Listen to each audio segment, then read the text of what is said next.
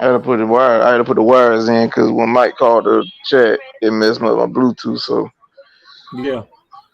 All right, people, your boy Mad Mike here. We have a draft day, a second show on the same channel, Atlanta Falcons Nation, Mad Mike Sports, GSN. Joining us is LT, Big Sam Night Rider. Yeah. Still the same channel, still the same show. So, like I said, man, we got a deep crew. So far, um, I'm surprised. One thing surprised me, that damn trade up for Houston. I didn't see that happen Oh at all. man, That bro, the shocked the shit hell hit the out of fan. me. It hit the fan right then. Ooh, the shit hit the fan. It hit the fan. and before we continue, to anybody that's seeing this right now, we I'm gonna be honest, we a tad we trying to get everything together. We didn't expect the traffic that we got today. Oh yeah, Right, we real really talk, didn't. man. At For all. real. We We did did not we didn't expect this expect at the all, bro. traffic. We didn't expect the traffic that we got today. So for me, of course y'all pay attention to both shows, but I would like for y'all to give, K Styles, them y'all, some of y'all, most of y'all attention, due to the fact that it's a lot of guys over there that trying to make a name for themselves, and this will be a good opportunity for y'all to listen to what they got to say instead of hearing us all the time. Y'all done seen me the last couple of years, so I don't care. Right, Y'all been right. doing me since Hey, look, 2019, man. so Hey, I'm check this good. out. No, we all family around here, man. Let me tell you something. You want me to tell you what it tell us? It tell you that we broke the internet right now. AFN broke the internet. Come on now. We here. We here. It is what it is. We is here. Thank you. I But was with right that about being one said, thing. OG, what triple, was that? what's up? I was right that the bullshit was gonna start at pick 3, and it did. Yeah, I that know used the it started Texas, pick three. that used the Texas trade up. That shocked me. Like I was here, I was like, Yeah. why the crowd raving right now? And then they showed where the Houston Texans on the clock. I said they were just on the clock, dude. I was like, They was it a traded. lag They or sold the phone. something? They sold the phone. They sold the phone. Yeah. Let's see what he goddamn Seattle Sea Pigeons gonna do. You You know, know I hope exactly they what they're get gonna damn do. Tyree. I hope they get And Tyree. here I comes have a Roger. pro. Here's Roger. Whoa! Are you fucking Wait a minute. kidding Wait a me? minute. Wait a minute. Wait a minute. Wait a minute. Wait a minute. Wait Wow! a minute. Whoa! Ho, ho, Announce it, Night Rider, announce it. Hold What was on. the pick? oh, that was right with the fifth pick. Wow. Seattle Seahawks select Devin Witherspoon, quarterback, Illinois. Why the hell Wow! I he didn't see that why happening. That's why he just crazy. hold on. Why he dressed like a great value Deion Sanders? Because he is a great value, Deion Sanders. That's why. Hey man, shout out to everybody in the chat, man. Shout out to Paul Durant, shout out Logan Reed, Ken Lewis, Trauma Lock, our CEO, Ms Maggie T. Y'all already know she up in here. Hey man, hey, everybody that's in the comments right now, y'all put the number 1 and we're gonna give you a shout out right here, man. We on part 2 of the damn broadcast right now. The Detroit Lions are on the clock Oh my right now. God. Oh wow. And the bullshit What's up, King continues. Quest? What's happening? Oh wow. They drafted completely went left field from where I thought it was gonna be. Mm-hmm. Yes, it did. Boy. Was it? And he This can hit pick too. 5, right? This pick, No, it's pick 6 now. what? It's gonna be pick 6. Oh yeah. Yeah. Pick number 6, Detroit on the Oh clock. yeah. Oh Jalen yeah. still there. Right I wouldn't before be surprised. Mm-hmm. I wouldn't be surprised they take Jalen now. He on the board because of the fact that it would help their D line, especially how Aiden Hutchinson played last season. Yeah. Yeah, I wouldn't be But then surprised. again, you also got to look at Jamison Williams suspended for 6 games. Jamison Williams is. Yeah, that's what I'm saying. Yeah. Yeah. I think if Jalen Carter there at 8, I think the Falcons gonna probably get him. If he's not, What the hell, Pete? What the hell, Pete Carroll at? That's a good ass question. LT, can you turn down the TV a little bit? Just a little bit. I'm sorry. Yeah, I'm shocked by that. I did not see, but I don't know what Seattle doing. Like, to be honest, I think they believe in their head that they can contend for a championship. I'm just not a believer in. Who you think they were gonna take though? Like, that's the thing.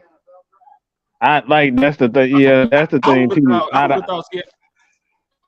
Go ahead. I would have thought Seattle would have took Jalen Carter. I would have thought they would have took Jalen Carter. Man, I mean, and pretty much, I mean, besides Will Levis, which we already know the word on. I mean, what people said about him, but there you already seen, Bryce gone, CJ gone, and Anthony Richardson gone. So, like, what could you? Hey, to be honest with you, I wouldn't be surprised if Detroit took Will Levis either, because you got that they got Goff. They got Jared Goff. Yeah, I really wouldn't be surprised. And it would be perfect because I don't because did they give Goff like an extension thing? I don't remember me hearing that. No, I haven't heard it either. I think they still on the same deal. Too. Hayden Hook out there too. Hooker, got Levis. I put like this. I'm gonna say with Detroit is either gonna be Jalen Carter or Will Levis. If they take Carter, Levis is definitely going to Vegas. Yeah. Y'all make sure y'all keep him out of the casino and keep him out of Fat Burger. I mean, the good thing is they did get Jimmy G out of California because he was dating porn stars and stuff. So. Oh, boy, Jimmy G, he a made man right now in Vegas. I forgot he in Vegas. Goddamn. Yeah, Jimmy G is a free cootie cat. Hey, Jimmy G is a made man right now. He get the free cootie cat. He don't give that half good. You know what? I just thought about it. You're right. It ain't no. Quite a few on do reside in Vegas, so yeah, it ain't gonna help nothing. Never mind. Jimmy G is in the game. Hey, if Tyree Wilson on that boy still in Atlanta, hey, look at it. I wouldn't mind that. Jesus. Take the wheel. It can be Prince Bart come full circle.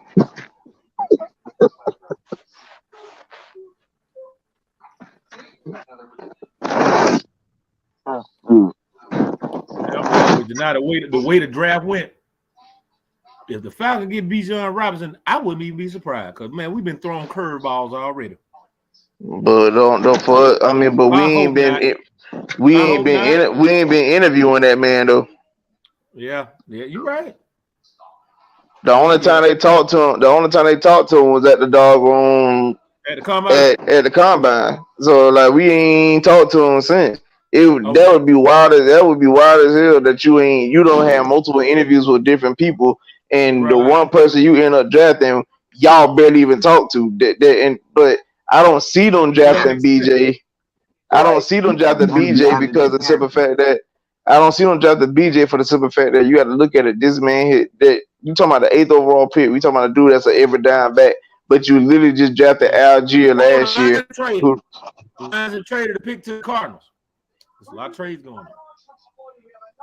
The Lions have traded that pick to the Cardinals. Damn. Oh shit. So let's see where here the Cardinals going. Hold on. Bijan Robinson. They take a beat. We said that. We said the Cardinals gonna find a way to get Bijan. Wow. Yo, that's crazy. Yeah, man. Oh God. That is so crazy.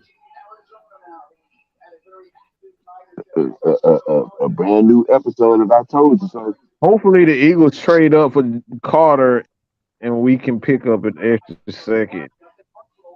Yeah, it's gonna be Woo. crazy. This is gonna okay. They got 2023 12th overall pick and the 2023 second round pick, number 34. That's what the Lions got for that number 6 pick. So the 12th pick that they just got from Houston, they gave it they get to Detroit. Yeah. Wow. Oh wow. But we just made it out the top 5, and the draft have been wild already. We just getting out the top 5. Hey man. Yeah.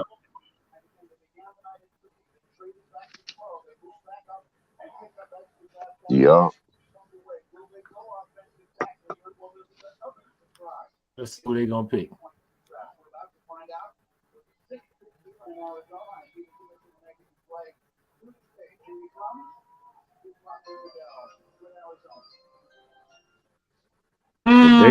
Good pickup. Good pickup. With the 6th pick of the NFL draft, trade up from the Detroit the Arizona Cardinals, select Harris Johnson Jr. Dang. Wow. They took a tackle. Yeah, I didn't see that coming. I didn't, man. This is a crazy ass draft. Bro, it really is. Good God. All right. We'll see you in Vegas, man. Make sure you have your slot money ready. Bro, that's the only other option. That's the only other option right now. I don't see where Vegas could go anywhere else unless they take Bijan because of the Josh Jacobs situation. Yeah, I'm thinking the same thing too. They take Bijan at that spot. One more pick. One more pick. One more pick. Oh.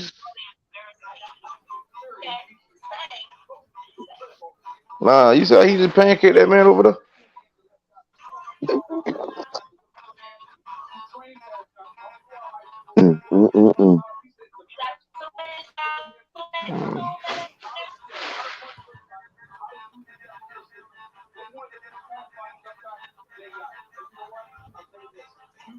One of the best pass blocking left tackles.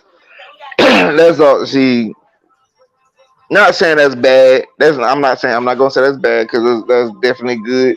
But the fact that the NFL is slick transitioning back to running style football, guys like him they might struggle unless he could just go out there and really just improve on his run game. It just don't seem well. Yeah. Because what people don't realize is the days of slinging it all over the field is starting to slowly come to an end. Right. But people think you won't see quarterbacks out there just throw for 300-400 yards a game. Like I tell people all the time, from like 2008 up to about like 2021, 2022, 2021. That's an era that we probably won't see again. Yeah. Like that was like a once in a generational era because we had great quarterback play during that run when you had guys like Phillip Rivers, Drew Brees, Matt Ryan, Tom Brady, Peyton Manning, Eli Manning, Roethlisberger. Yeah. And you know what I'm saying? Like even guys that had flashy years like Ryan Fitzpatrick and whatnot, like you ain't gonna see that no more. Yeah. Yeah, I don't think you'll ever see an era like this again. This has been one of the greatest quarterback eras the game has ever seen. Exactly. Like people don't understand that. Like folks don't understand how great of an era of quarterbacks that we saw in this era. Oh yeah. Jalen Carter. Jalen Carter Yeah, the era of Um, quarterbacks, in Bijan. the first 2 decades of the 2000s and Now, what? a little different. I wouldn't even be surprised if the Raiders picked Peter Skoronsky. There's been all kind of left hand shit going on. right. I wouldn't be surprised. There's a Do you whole lot think? of left hand shit going on right now. They might mess around and throw a loophole and take Christian Gonzalez. That'll fuck the draft Right, up. right. Ooh-wee. Do y'all think that someone would trade up for Will Levis? I don't see it at this Somebody point. might be dumb enough to do it. I don't. In my mind, I wouldn't do it, but like I said, Yeah, it's been a Might strange be dumb draft so enough to far as do it it. is. It's been a strange draft so far as it is, and then Yes, it they got has. the camera, on Christian Gonzalez. That's crazy. Right, right. Hey, y'all, check this out. I got another prior opportunity. I got another prior thing to do. I'm finna. Hopefully the draft won't be over by the time I get back. If not, if everybody's still on, I'm gonna come back and I'll share my thoughts. So, hey, I'll catch y'all in a minute, man. Okay, dude. Yeah, okay. yeah. Okay, so they. Okay. Appreciate it. All right. Oh man, but I tell you, family All right. just be at inopportune times. Yeah, that's why I don't play. Please do not bother me during important events. That's the quickest way for you to get cussed out. I mean, but sis didn't know. She was fresh out of Bible study and off of her Oh, start her okay. chapter. She's over like 3 or 4 chapters in her sorority. So Oh, yeah. So she who went? I'm like, hold on, give me a second. Let me mute some folk. I had to give her a quick rundown. So, Jalen Carter still on? I said, yeah, he's still on the board, and the Raiders are finna pick ahead of us. I mean, if I was you, I would have told her don't get your hopes up on Carter now. I was like, we know how the Falcons done did. They'll throw a monkey wrench at you in a heartbeat. Right. Cause I mean, because I don't even remember them even. How many times have we even talked to Carter since the combine? I think twice. We talked to him at the combine, and we talked to him another time afterwards. And see, everybody we thought would trade up, done traded up. This is somebody that, and see, I see, I had said Baltimore would have probably traded up and draft Richardson, but then literally a couple hours before the draft, they took, they got the deal done with Lamar, so that's out the door.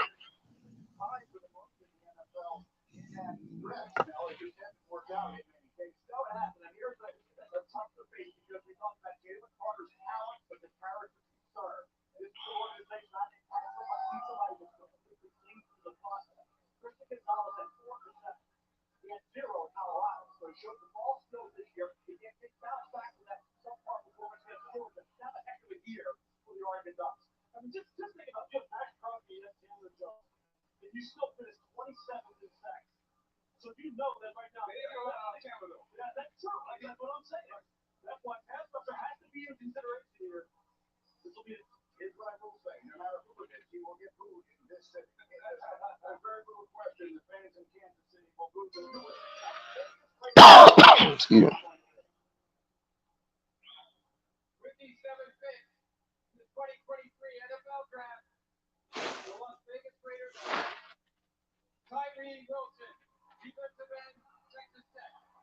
Tyree Wilson definitely didn't see that happening at all.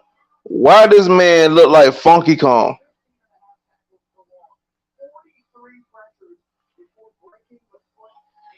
They whatever angle they had of him, that man looked like Funky Kong. I ain't gonna lie to you.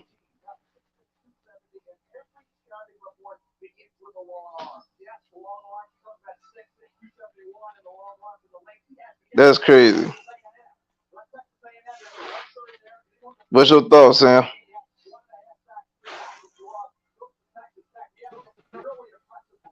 Falcons on the clock. Right. I can't if I don't have the ability to see comments. If I would, I could be able to run everything, but I don't have I that can get you ability over in. here. Just come on Huh? back. I can sit you up so you can have the floor if you're gonna stay on for a minute. Who me? Mm-hmm. Who Paul? Yeah, I can. Is somebody trying to get on Big Sam again? Okay. Yeah, I'll just stick in the background so it won't keep jumping off so everybody can get on. Yeah, I got you. Mm-hmm. Somebody said Jalen Carter. Right in our lap. Yeah, but I mean, again, we know the Falcons. They'll throw a monkey wrench at you. I wouldn't be surprised. Well, yeah. But if they take Carter, it'll make the whole world happy. Why does this man look like this man got on a flower suit and he look like Funky Kong? This is just not this is not working. It is not working. No, he like you. He like And he grandma's walking couch. and he walking like he's sassy. Like he a tad bit he a little too sassy. So this is not a fashionable experience for the draft. No. That's a little too flowery for me. Let me tell you something. This is clearly his mama doing. Yes, baby. This is a nice suit for you. That got your mama and grandma written all over it. But now, mama and grandma will make him put a shirt up under his jacket though. If that was mama. What is this? And what is this doggone this highlight thing of his profile? Why he got this oversized coat on, like he's some sort of bad guy in some sort of off-brand PlayStation 2 video? What are we doing? What are we doing? Okay, here we go. Oh my gosh! I know I didn't see what I just said. Yeah, you did. Yeah, you did. What are you talking about?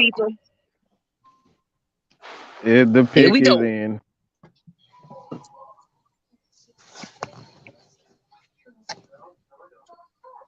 This is the anticipation. Yeah, I did see that. Yep. Who is it, Mike? Because I don't see it yet. I dang sure ain't got no notification yet. Me either. I'm still waiting. But mine gonna be extra delayed because I'm on another stream thing. They have to. No, I know. Come on, Falcons. What y'all about to do? They either gonna piss somebody that's gonna piss people off, or somebody gonna be happy. Listen, it ain't gonna piss me off because, like I said, whatever pick that they choose is gonna be the right. It's the right pick that they need. Mm-hmm. For the simple fact that the moves that they made this all season, like I said, I believe in our front office and I believe in our coaching staff. So whoever we take, I won't be surprised. Somebody put something in the chat, but we're gonna wait. I see it. Hawks and the Celtics tied up at 44 in the second quarter. I forgot about that too. Now I got to flip TV before. Why is this man laughing? The Atlanta Falcons have selected Texas running back Bijan Robinson. Wow. Are you fucking kidding me? They went running back. You fucking kidding me? They really went running back. Yeah. You guys. You fucking kidding me? Yeah, that's what I said earlier today. I said it earlier today. Are you fucking I kidding said it me? earlier today when we was on the show. I said Arthur Smith wants an explosive offense. So this yeah, it doesn't surprise me. It doesn't surprise me at all. I mean, it is what it is.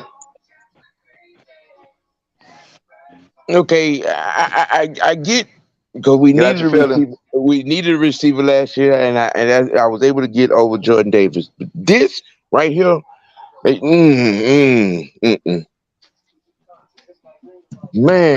I will say this. It does.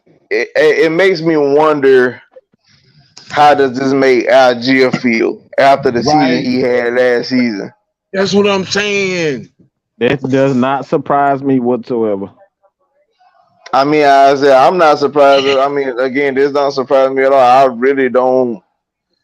And it's actually But not surprising because the way they went heavy defense in with the free agency and shit like that. So right, it kind of makes sense. me personally, I thought they were gonna probably take a lineman. Mm-hmm. You know what I'm saying? But don't take in Bijan. Hey, it is what it is. Woo-sa, woo-sa, woo-sa,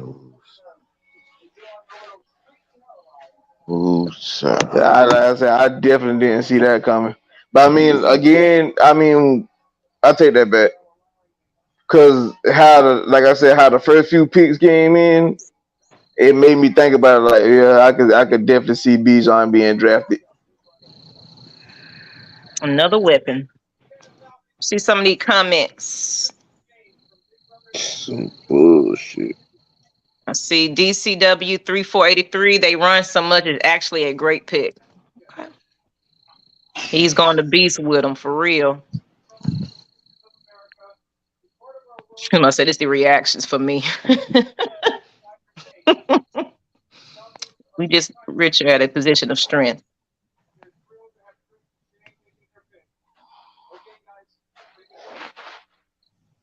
I mean, I guess we definitely we definitely believe in our current offensive line. Mm-hmm. I see somebody trying to join. And Matt might. He said he's the watch his tape. You will get excited. They run so much.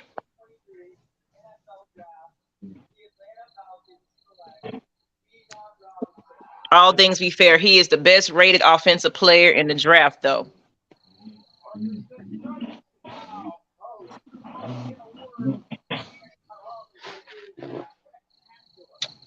I'm really trying not to tear up my patio right now. Bro, just relax. Hey, look, this is the best move available right now to have a complete team, and this is what I mean by that, because Arthur Smith wants his offense to be more explosive. All right, and Bijan Robinson, he may not be the guy as far as what we want for the team as far as building a defensive juggernaut. But we still have a lot of guys on that defensive side of the ball that haven't had their time to develop. So, like Ebiketie, he's going to need snaps. You're going to need Ogum Deji. You're going to need Lorenzo. You're going to need Omen Yada. You're going to need a lot of these guys to develop. So, having a Bijan, like I said, it may not be the popular pick, but when you look at it, it's the right pick because Arthur wants an explosive offense. Bijan Robinson does provide um, that explosive ability, explosion out of the backfield. Now you But have a does he really three-headed though? monster out of the back.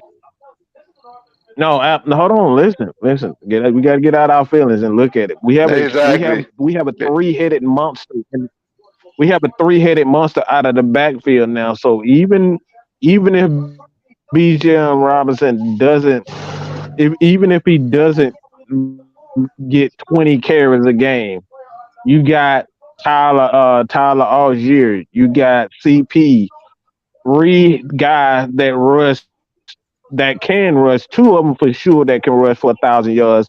And Bijan Robinson, another guy that has amazing potential. So, like I said, it's not a popular one. It's something that I told you guys earlier. Arthur wants an explosive offense, and what we want to do for our quarterback was to make it easier on him. We got to make it easier for our quarterback. So, what better way to have a defense and an offensive running game that's damn near unstoppable? So, I understand the pick. I understand the pick. I would rather have It's Carter, definitely for but like I it's said, definitely gonna rub the fan base the wrong way because you got some folks that wanted Bijan, and you gonna have folks that wanted Jalen Carter, and guess what? Philly traded with the Bears traded Philly they pick, and I already know who they fit to get. It makes sense because Fletcher Cox is getting older, so mm, you need somebody to replace him, and they already this is got Jordan, Jalen Carter. This and they Jalen already Carter. got Jordan. Yeah, they already got Jordan Davis Yeah, last year. Go ahead and add Jalen Carter to the mix. The main see with the only issue I damn, bro, have we about we stuff like passed on that, two Jordan Tappers. yeah, I was say that's Right. the only issue I'm gonna have about that is if Bijan. I don't want to put too much on the man. I ain't gonna say like he just got to be otherworldly rookie season stuff like that, but he definitely have to pan out in his career, and the other two don't do as well because if you can't look back like 7 years from now and look at the situation where Philly been doing well because they continue having, they drafted guys out of UGA on their defensive front, and we're letting them walk like literally they're on the board and we're not grabbing them, and then them guys are wreaking havoc in Philly, and we just doing what. But I mean, like I said, it's neither here nor there. It it provides us with that stability that I was talking about when it comes down to the offense and just providing our quarterback with what he needs. And that's ultimately as an offensive line and a running game that doesn't fade away. So he can, That's like I another. said, I'm glad we you mentioned have that. options. Go ahead, go ahead. I'm I'm glad you mentioned that because see now because what we've been saying all 2022 season. What can we do to improve the O line, especially when it comes to Yeah. the tackle, the left guard, and the center position? So apparently, I I mean, well, we still got day 2 and 3 to go, but I don't think they're gonna put too much on rookies to be on this offense. So because I was looking for if Exactly. you could get in some sort of tackle, we signed. Oh, I mean, we signed a what did we did sign a guard. What is that? Ifidi? I forgot his name, but I do remember signing him. But he's more so like a practically plug and play scenario. If a person got injured or anything like that. But then again, we still don't even know what the fuck we getting for Jalen Mayfield because hell, we got Caleb McGarrett back. Mayfield didn't play none last year, so we got to figure out what we getting from him.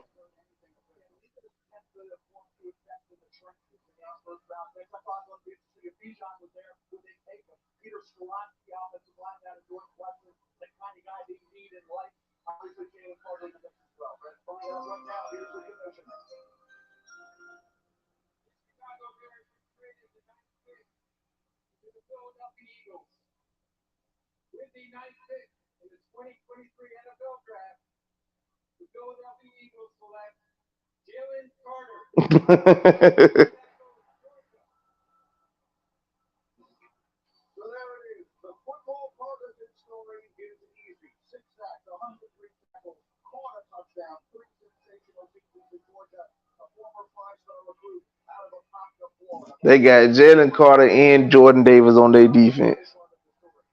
Damn it.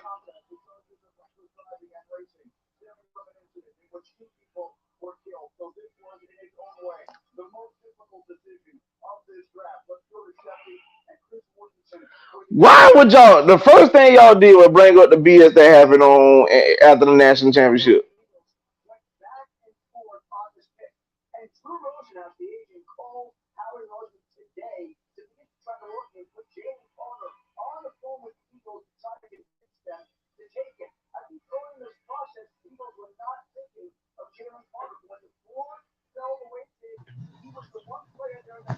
Well, at the risk of being unreasonable, give my best shot not to be. And for all the hoopla and praise and praise and whatnot, I still maintain that Jabari Gibbs is a better running back than him. But I mean, he's a Falcon now, so all this, all the, all the greasy praise and hype around his performances that he put on in the Big 12, it better translate. It need to translate.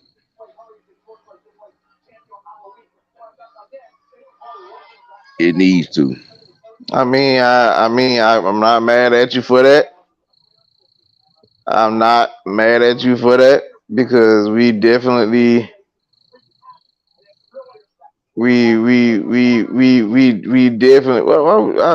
Listen, bro. I really be wondering why y'all be trying to do special handshake with Roger Goodell. That man is white. He don't know that shit. Right. But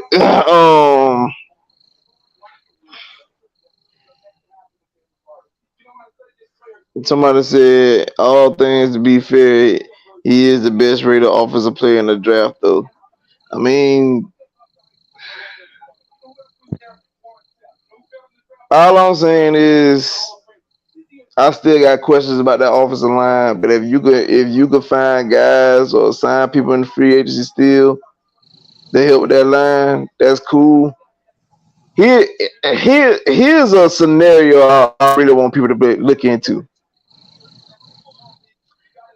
Say both Falcons and Eagles does well in the season.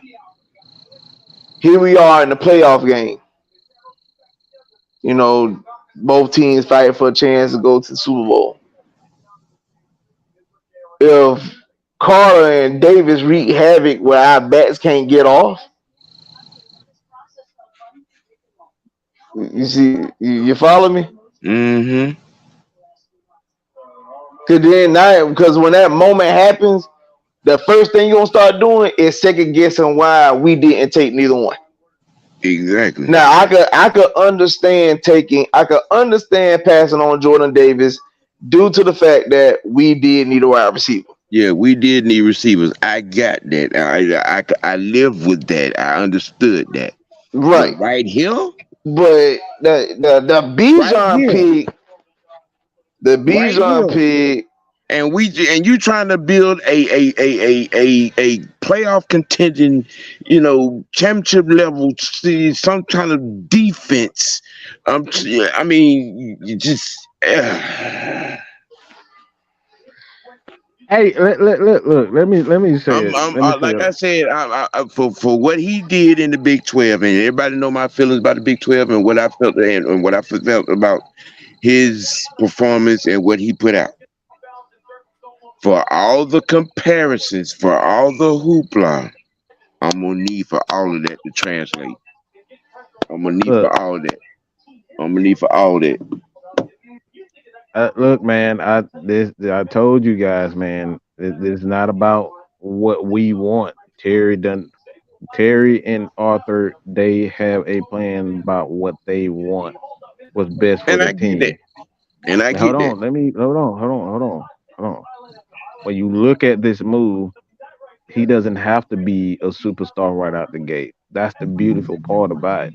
He's going to see a ton of opportunities to make plays in his offense, and our offense is predicated off balance. We don't throw the ball much, so the opportunity for him to make an impact is going to be in the red zone. It's going to be third and short, where he excels to make plays out of the backfields, screen plays. big plays of that nature. So it, like I said, it's not a popular pick when it comes down to um what we all discussed as far as putting the focus on the defense, but this move does in fact help the defense because now you have Tyler Algier.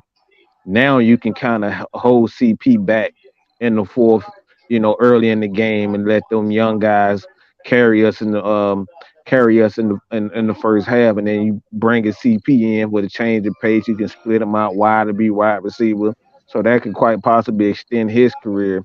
And then it's like for one, another thing too, it keeps the defense off the field, bro. That's the biggest thing. That it keeps the defense off the field.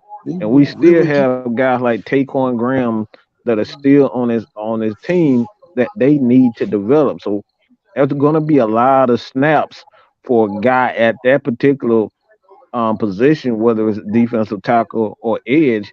Our edge, we got like a 6-man rotation on the edge. We got like 6 guys at the edge right now.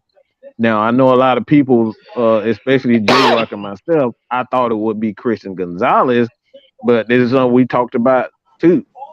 If you bring a Christian Gonzalez right there, are you going to be able to pay him and AG if both of those guys end up being elite? So this is the smartest way. This is the smartest pick outside of a guard, outside of a tackle. I think this is the smartest pick because this move it helps the offense, it helps the quarterback, and it helps the defense because now you have a three-headed monster at running back. There will be no lack whatsoever. So we're gonna run that thing until Desmond Ritter figure when he figures it out. How are you gonna be able to stop it? Now you got a quarterback who can make the necessary throw. That's one. Then you got 2 running backs in a Bijan Robinson who can take it to the house at any given moment. And you got a battering ram in Tyler Algier and then a veteran CP. That dude is just a touchdown machine. He get in the red zone, he's scoring touchdowns. That's what he does best. So I I don't necessarily like it. I would have went Jalen Carter with that pick, but I see what they did. It like I said, Yeah, it adds to what we want to be. We want to run that damn rock and we want to play defense. for And this defense, for look, we still can go in. We can still go in the second round and pick up a guy like Nolan Smith. Nolan may not even be gone. He could still well be available during that time. for for this position, it, this spot in the draft.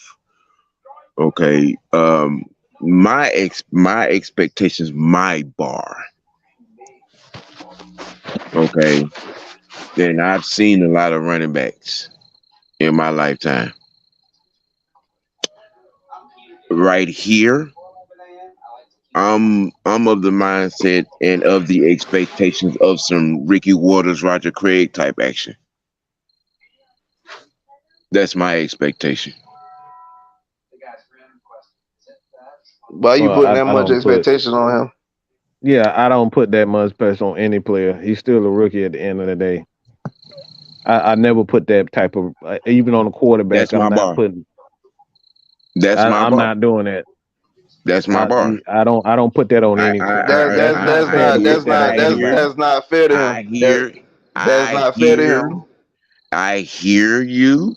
I No, you're not understand. hearing No, that. no, I you're not. understand No, you're your. not because you're not Okay, being how fair. you gonna tell me what I'm not hearing and you're not even trying to hear me? Because you're not being fair. If you would have Where am drafted I Carter, not? you would because if you would have drafted Carter, you'd have gave him I've leeway. had that kind of expectation for any running back that's been drafted that high.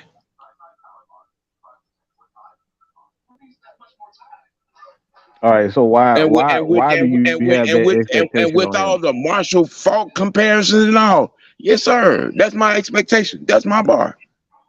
Yes, sir. Why again? Why? Let me ask you this question. This is a better question. Is it fair if we let's just say we take a offensive lineman at that spot? We don't even take. Is it fair for a tackle to come in and we expect him to be a Pro Bowl with tackle with or a Pro Bowl with caliber tackle at that point.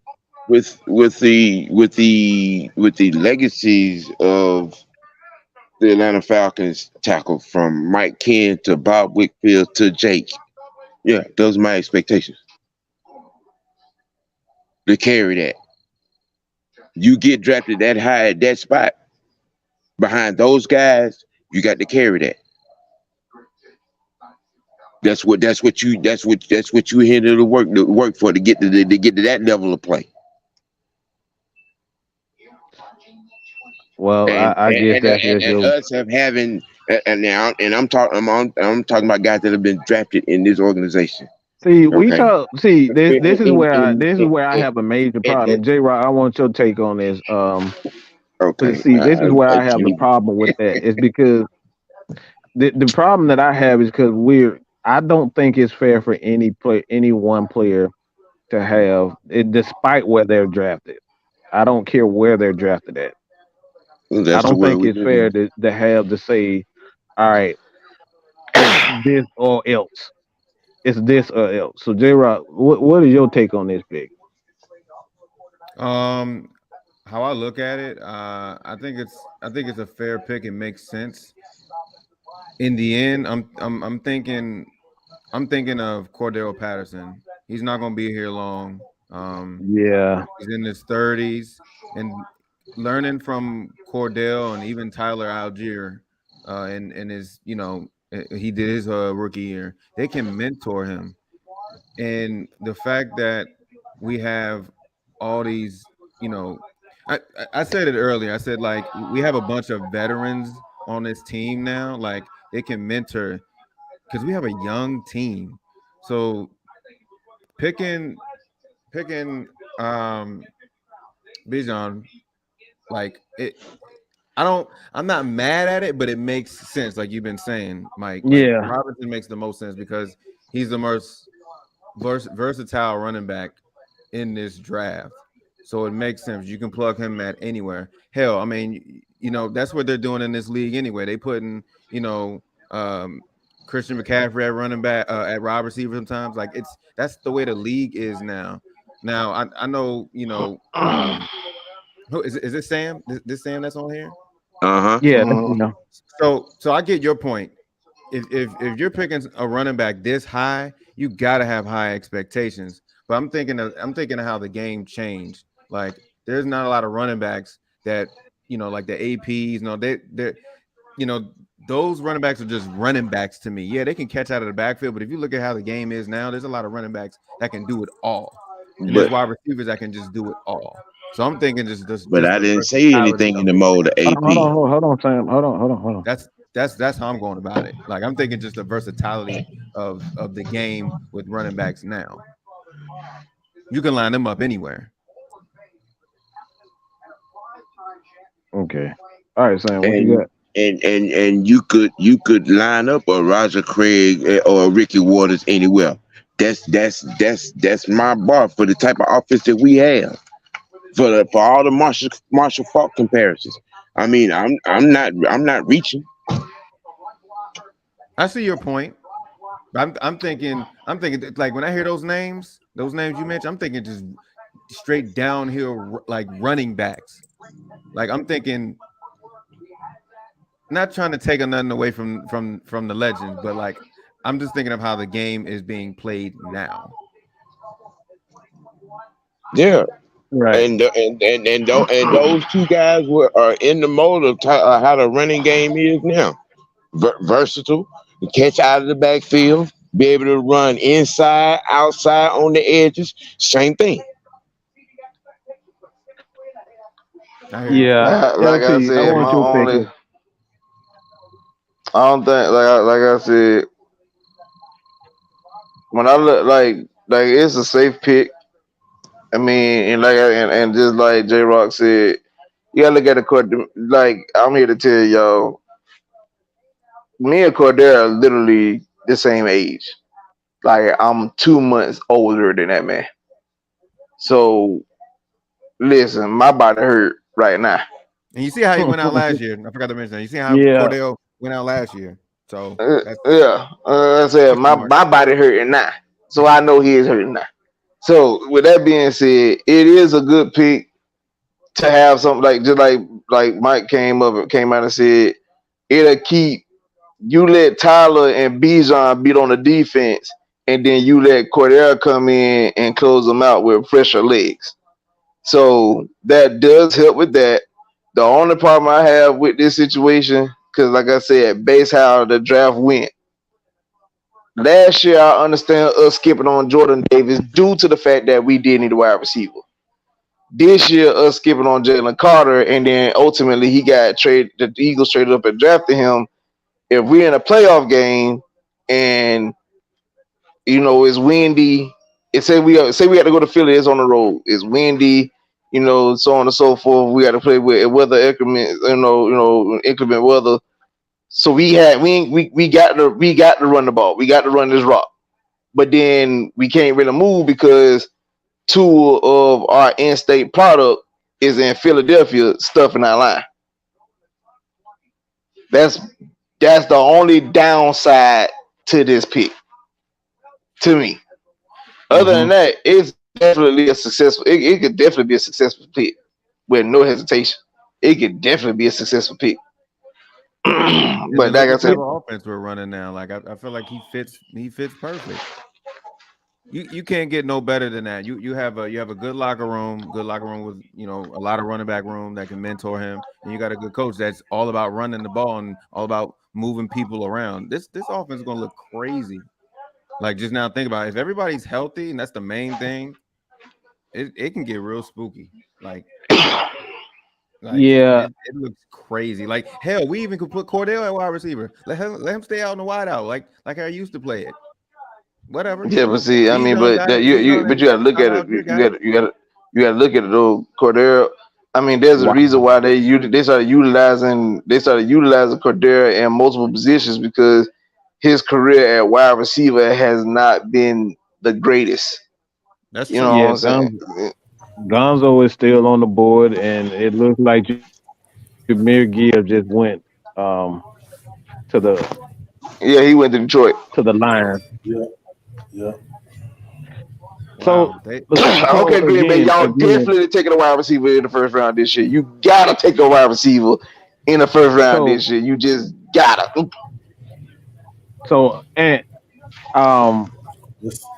let me say this real quick, and then I'm gonna get your thoughts on this pick. And again, so the thing is, what I what I want to continue to preach is that when we look at the NFL draft, we all of us have a tendency to look at the pick as an individual pick and not how this one player is going to add value. And this is why the Falcons drafted Kyle Pitts first. It wasn't because solely he was the best athlete, but at that particular moment, we didn't need a quarterback. We had a quarterback already. We needed wide receivers. We didn't have any wide receivers that could get off a jam. Most of those guys was most of those guys that we had, OZ was the most talented guy. So we needed a wide receiver. That wasn't necessarily the best player overall. Yeah. And then you add that the Drake, we still needed a wide receiver. We still need a pass catcher. In this particular moment, like you said, this with having Bijan Robinson, something happens to Tyler Algier, God forbid. Something happens to CP. Who's going to step up? That's the thing. That's the dilemma that we have also. So I would personally would have liked to have Jalen Carter at that position.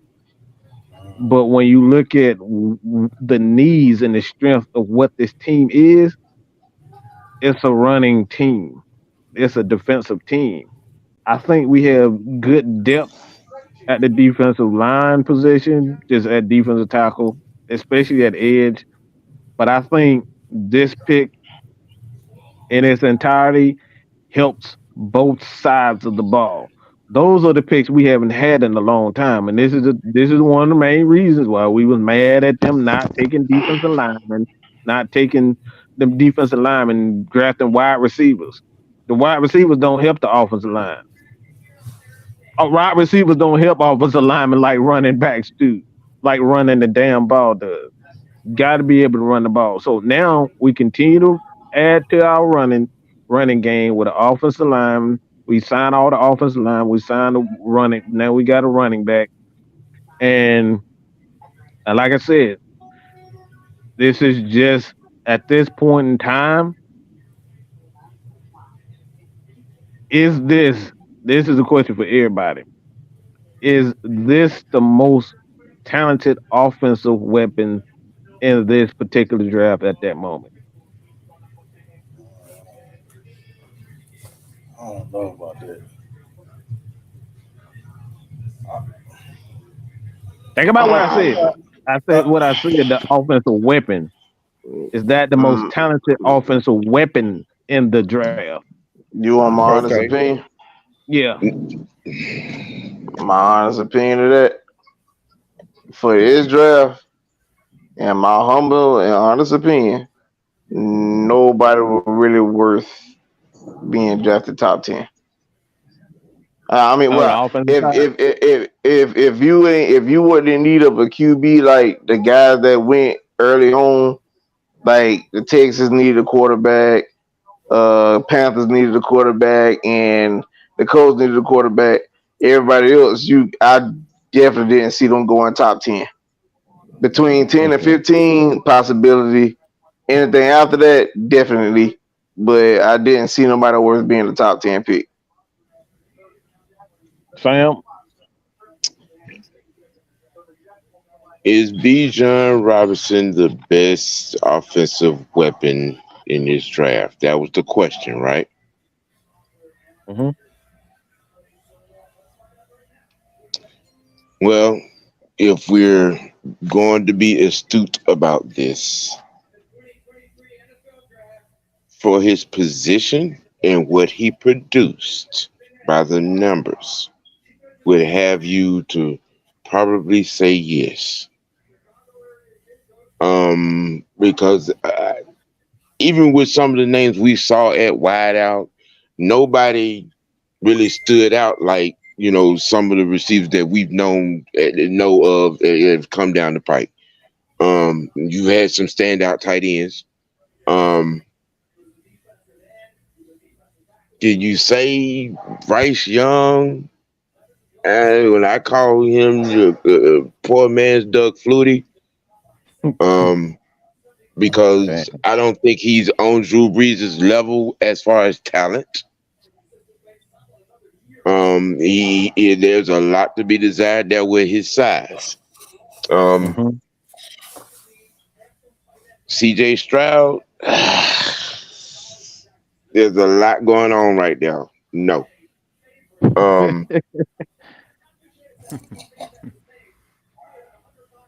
Like I said, by his numbers and what he put out, if you're going by that, and I did see some of the stuff he did on the field.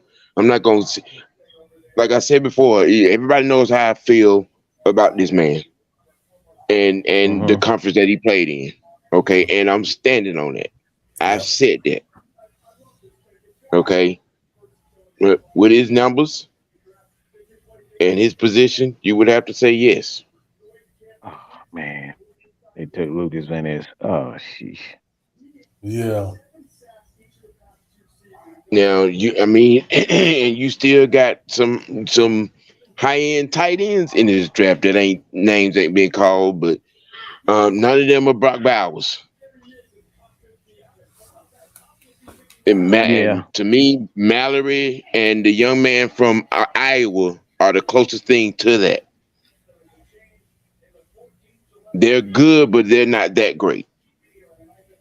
They're not Brock Bowers great. Even our monstrous boy from Georgia, you know what I'm saying? He's gonna make a hell of a blocking tight end that can catch. He's gonna He's gonna be this era's version of Mark Bavaro. And for those that didn't be able to, he was the tight end of tight ends that played with the Giants back in the day. I want you to hold that thought. I want you to hold that thought for me, Sam, because the Patriots traded their 14th pick to the Steelers. Yep. That's interesting. I think they may go. Yeah, he's still on the board. I think they may go Christian Gonzalez. I think. Yeah, Who is they? You know what? Patrick Because Peterson. they just signed Patrick Peterson, and he'll be a good mentor. Who the Steelers? Yeah. Yeah, the Steelers got Patrick Peterson. Interesting. So he'll be a good mentor if they pick up Christian Gonzalez. So yeah, go ahead. My bad. I about to say Sam, go back to his soliloquy now. But just to answer the question, yeah.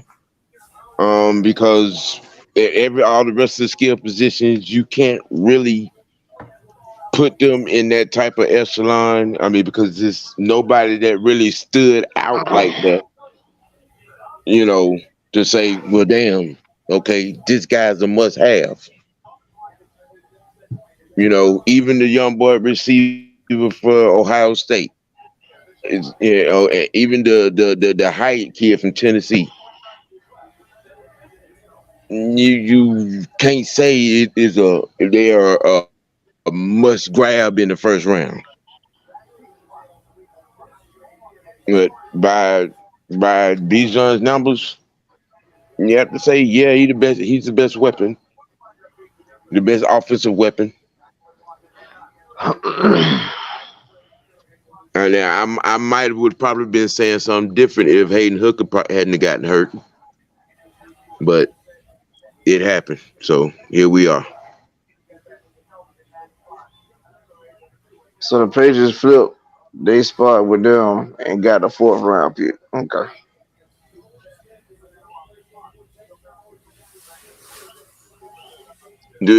Mike, you think there's a tight end in the works in this draft for us? Honestly, like at this moment, I think it's more likely that we go linebacker. I still think we have a void there at linebacker, possibly a guard. And kind of give your take on this, Ant. I mean, well, let me. I don't know. Say, I wanted them to take Jalen, but then again, I didn't want to take a running back that high because everybody knows I've done my homework on these running backs, and I think there are a couple of running backs in the later on that we could have got kind of the same production out of. You know what I'm saying? Like get that speed out of, or whether we need to flank you out, or do other stuff with that Cordell can do. Oh, Broderick Jones. Yeah, Broderick Jones. Wow. Yeah. Wow. I mean, that's like I said, man. Like I said, this is something that I wrote earlier today. You can follow me on Twitter, man. Follow us on Twitter, Big Ant. Big Ant Troop, man, Mike Sports, Word Pay Kid, J Rock. You can follow us on Twitter. This is something that I saw. I tweeted this earlier. All right, this is why you have to follow us, because we talked about all the scenarios. We talk about scenarios based on what Arthur and Terry speak on. So no, do I like the Bijan Robinson pick? I don't necessarily like the draft running backs that high myself, but when you look at this kid's physical makeup, he has the physical makeup to be the most like an AP, the most like a Derrick Henry. And I think that's what they're baking on more than anything. Because like I said, you have a a Tyler Algier, and then you have a guy like Bijan Robinson, who's get what a 6'1", 6'2", 220 something pounds, down there 230, probably bigger than that. And then you add CP, who's 6'4", 215, 220 himself. That's a lot to really try to handle. So I just think the Falcons at this point in time, they want to be bullies, man. That's what I really think they're trying to build. Is they want to be bullies on both sides of the. They don't care nothing about being pretty. They don't care nothing about that, and just a lot of money is tied up to a lot of our DBs. Um, and at some point, in right now, our offensive linemen. So.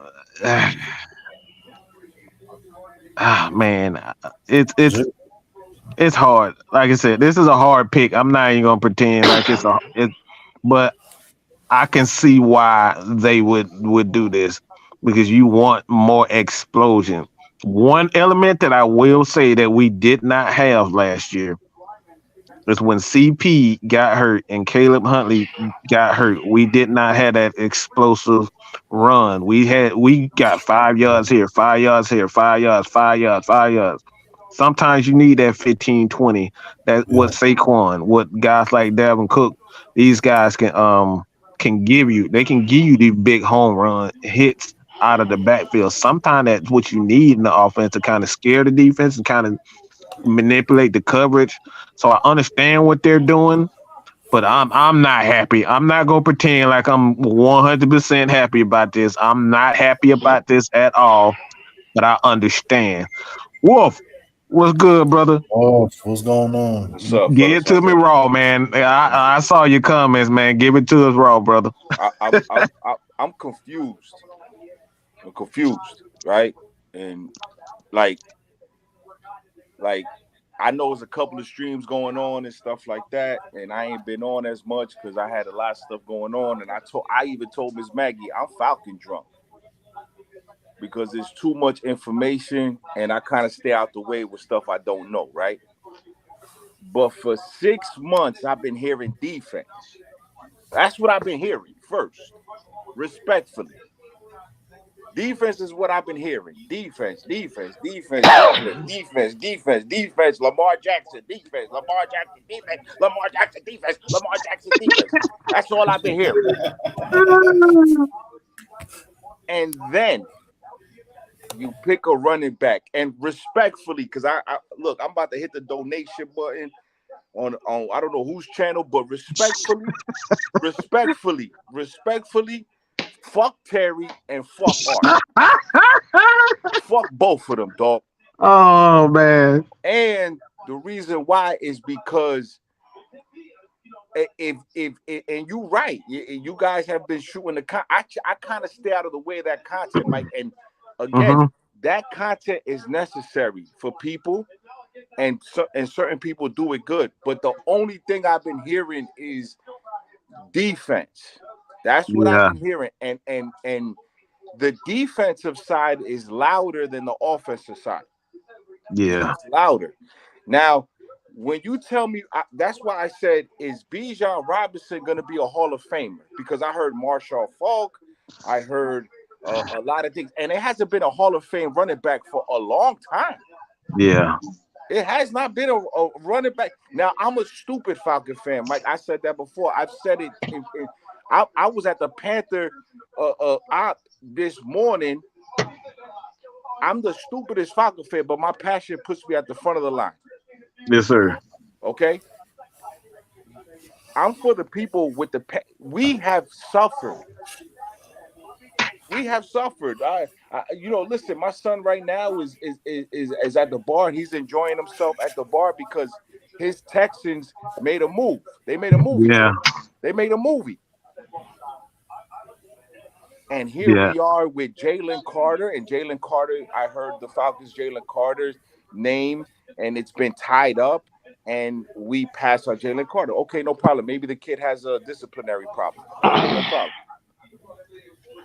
Christian Gonzalez is falling out of sight. And guess what? Those are the first couple of names I heard. And then Nolan Smith. Well, I don't know what the hell Nolan Smith is. Again, I don't watch college.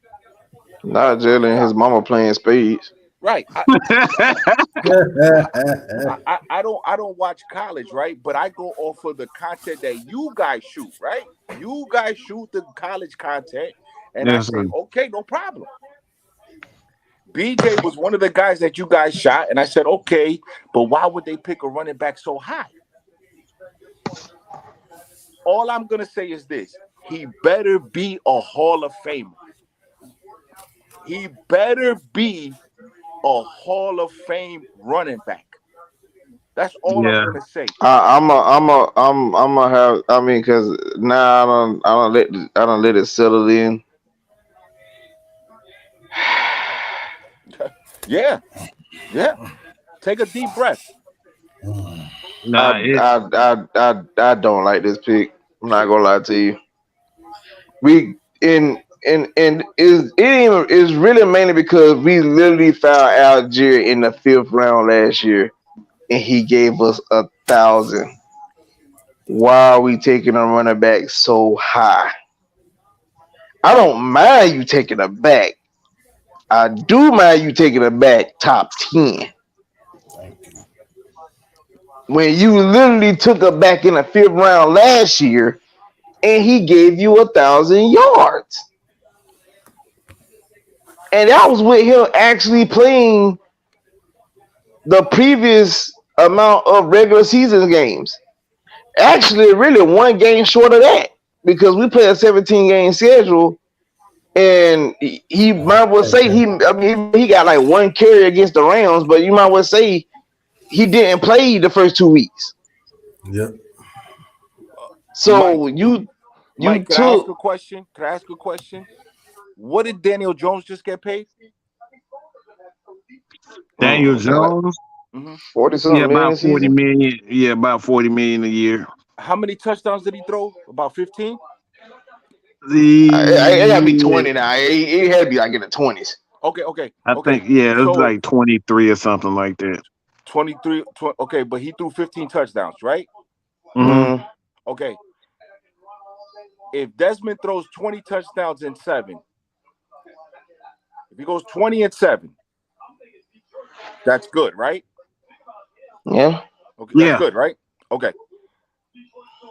This rookie better have about 10 touchdowns this season. Yes? It's gonna be hard because we have a running back room. Yeah, of course. Yeah, he has to be one of the main forces of the offense. Like I will say that. Mm-hmm. At 8, yeah. Yeah. Okay. Very much so. About 10, because I'm putting a bet now. I'm putting a bet right now. I'm on DraftKings right now. I'm putting a bet now. You better have 10 touchdowns. I will say this. 10 in the stack. I will say this. I'm gonna be very critical if I see him tiptoe and do a line. And at 8, he better have at least 500-600 yard receiving. See, I'm just not putting that on a rookie. I ain't putting expectations on him. All I think I said we just need to see the potential. I don't need him tiptoeing through the line of scrimmage. We all play football. We know what tiptoeing is. You a little timid. They hit that hole like you should. I don't need to see that. Excuse me. A couple years ago. Excuse me. Heard all damn year the moment the season got damn near over. All these Marshall Faulk comparisons. See, Sam, that's not fair to him. That's not fair to him. I heard you. Hold on, no, Sam, stop it. Stop it. They don't finish, Mike. They don't finish. No. Let me no. Hold on, no. Because you said that I gotta say this because that's not fair to him. Outside what other people are saying about it's not fair to him. You got to look at what he's doing. Because I can say that he reminds me of Walter Payton, but that don't mean he's Walter Payton. Hey. That's not fair to him. It's the same thing with Trae Young. Everybody say he's Steph Curry, but he's not Steph Curry. So don't expect him to be Steph Curry. That's not fair to him. That's our expectations of who he is. So what Latrav was saying about, all right, I don't want to see him tiptoeing.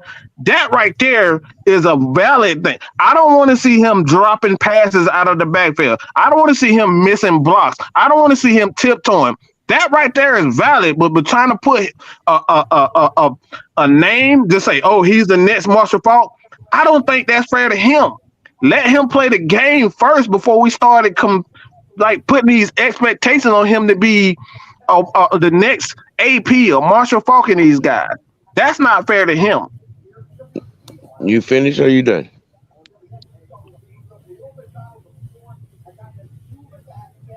Because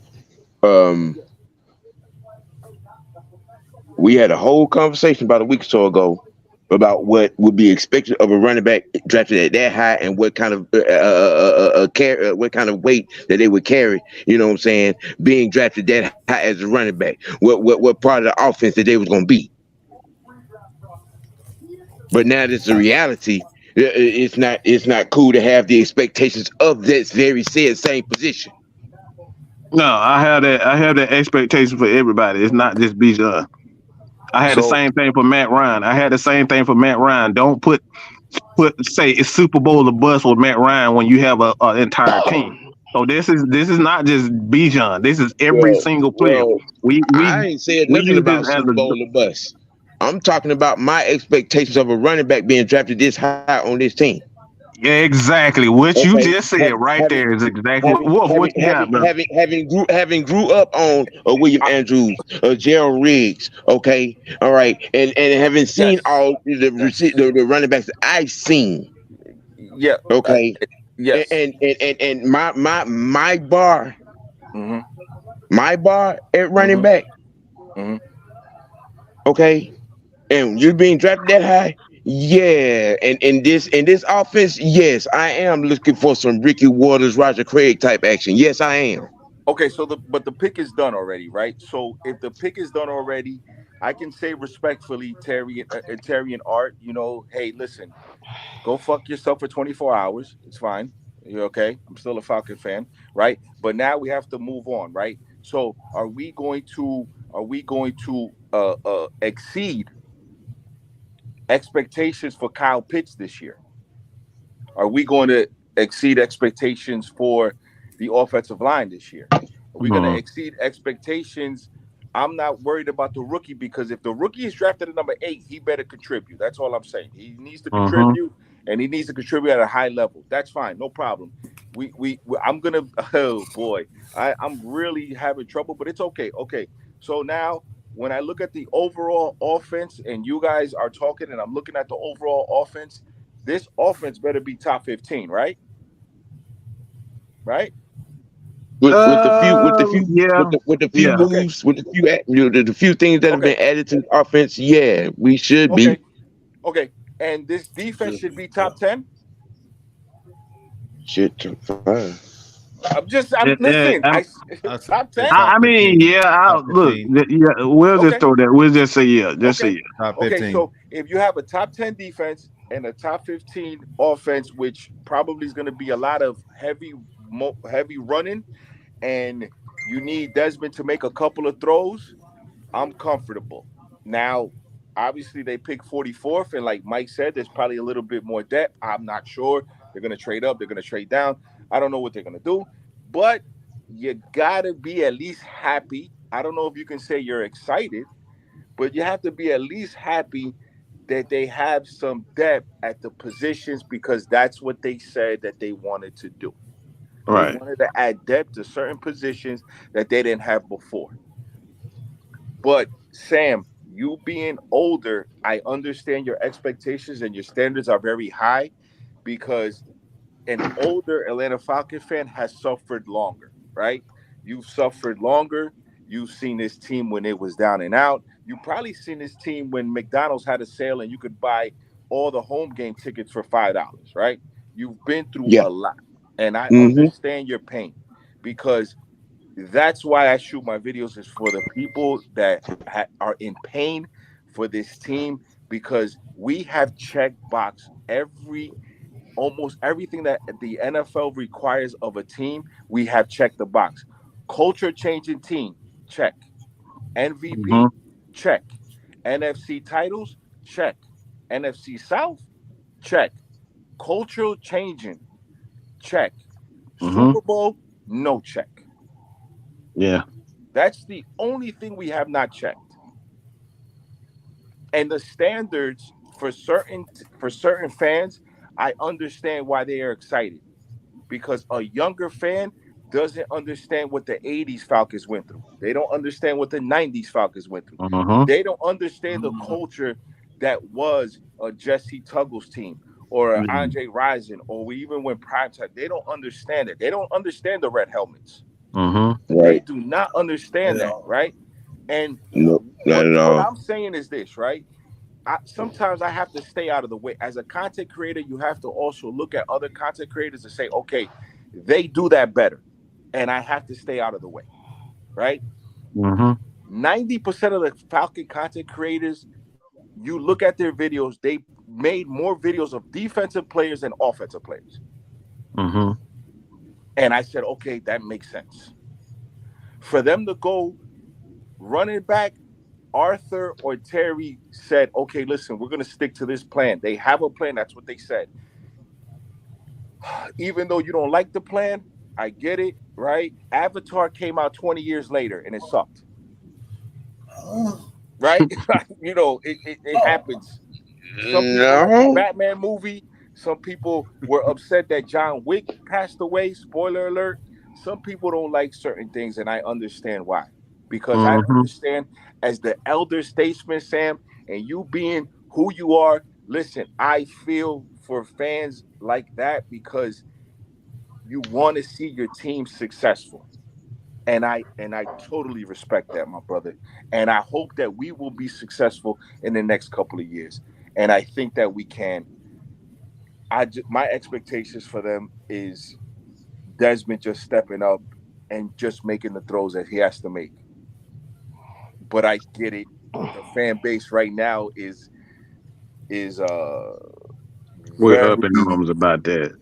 Everybody's not happy about this pick.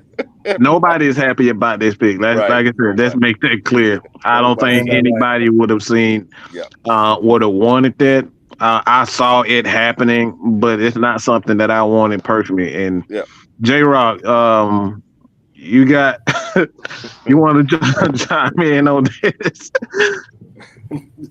You're an ant, man. One of you guys. Oh my god! I'm. Hold on.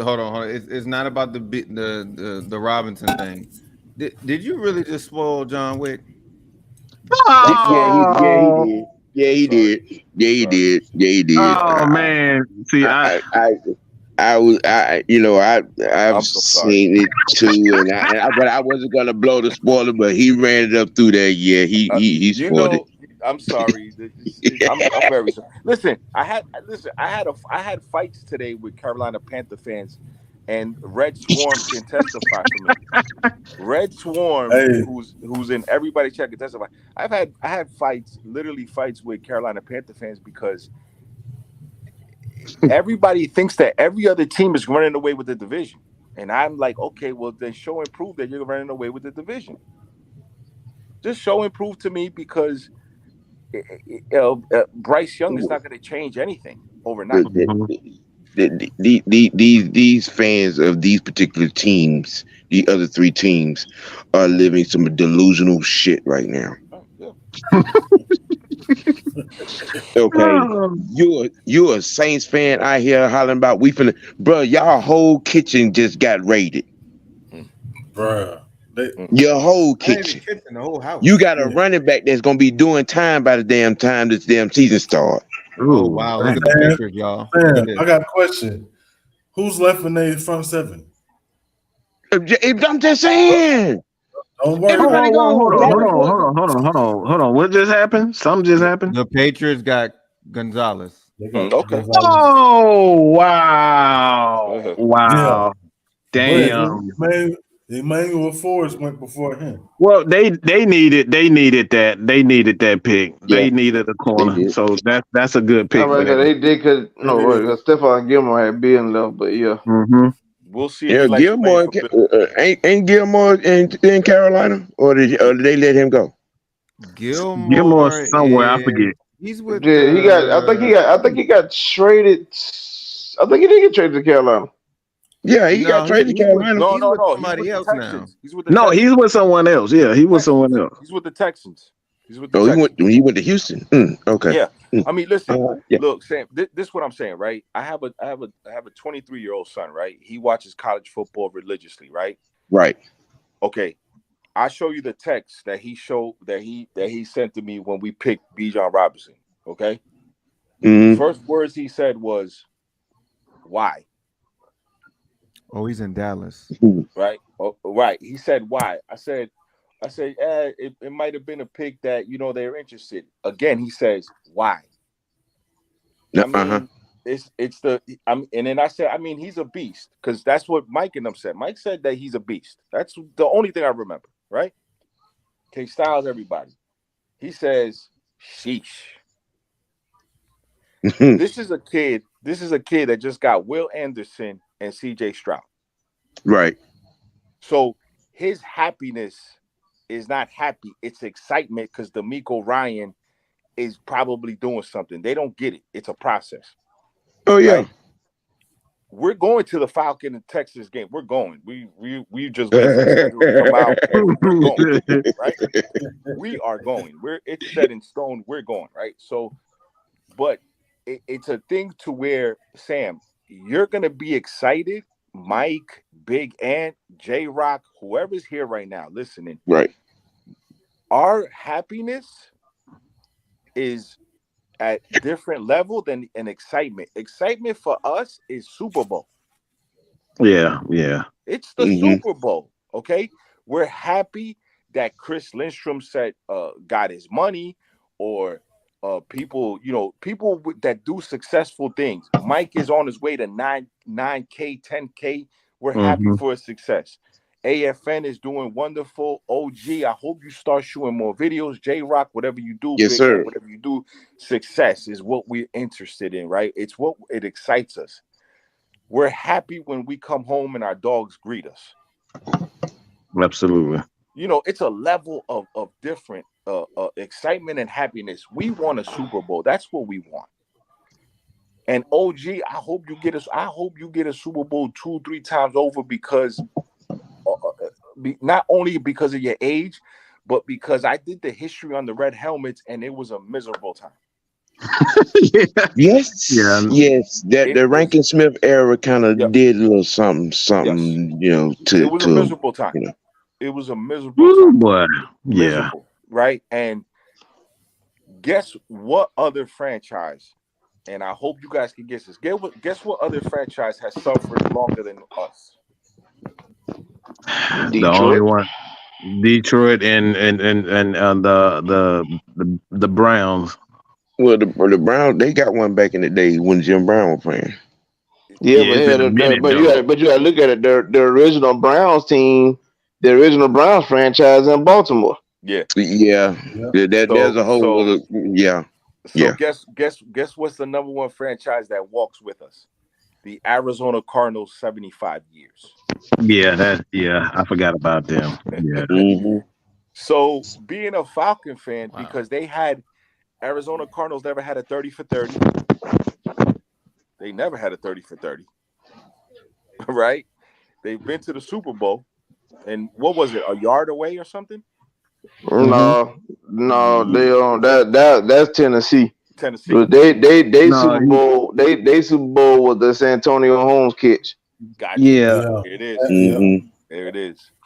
And what do you think that franchise is praying for Kyler Murray to get on track? Because if he doesn't get on track, does anybody remember Josh Rosen? Woo, boy. No, we got he was here for a couple of games. Yeah, I know. Hold up. To be absolutely fair to Josh Rosen, He got drafted to a catastrophe ass organization at that time. The front office was just discombobulated. Coaching staff not good. Front office not good. It just was a complete mess. The man was a first round pick and got shipped out the very next year. You didn't even try. Does anybody want Zach Wilson? What about Zach Wilson? Does anybody want Zach Wilson? I'm just Somebody's asking mama questions. do. I'm just asking questions. Somebody's mama do. Not my mama. Shit. So Not my mama, but so the Tampa Bay Buccaneers are winning the division with Baker. hell no. Anybody? No, and and that defense is getting a little long in the tooth. Does anybody want Sam Arnold? I'm just throwing out first round draft pick quarterbacks. That's what I'm throwing out. Him and Andy Dalton over there. And then you gotta throw another first round in the mix. And Derek Vehicle down there in New Orleans. Oh yeah, can't forget about him. Look, we are not even gonna mention that box Chevy with a Pacer engine. Okay, just keep it. We'll be saying that I like Derek Carr. I think Derek Carr is a good QB. He just played for the Raiders again, a shit organization. Listen, I take Desmond Ridder over everybody I just mentioned.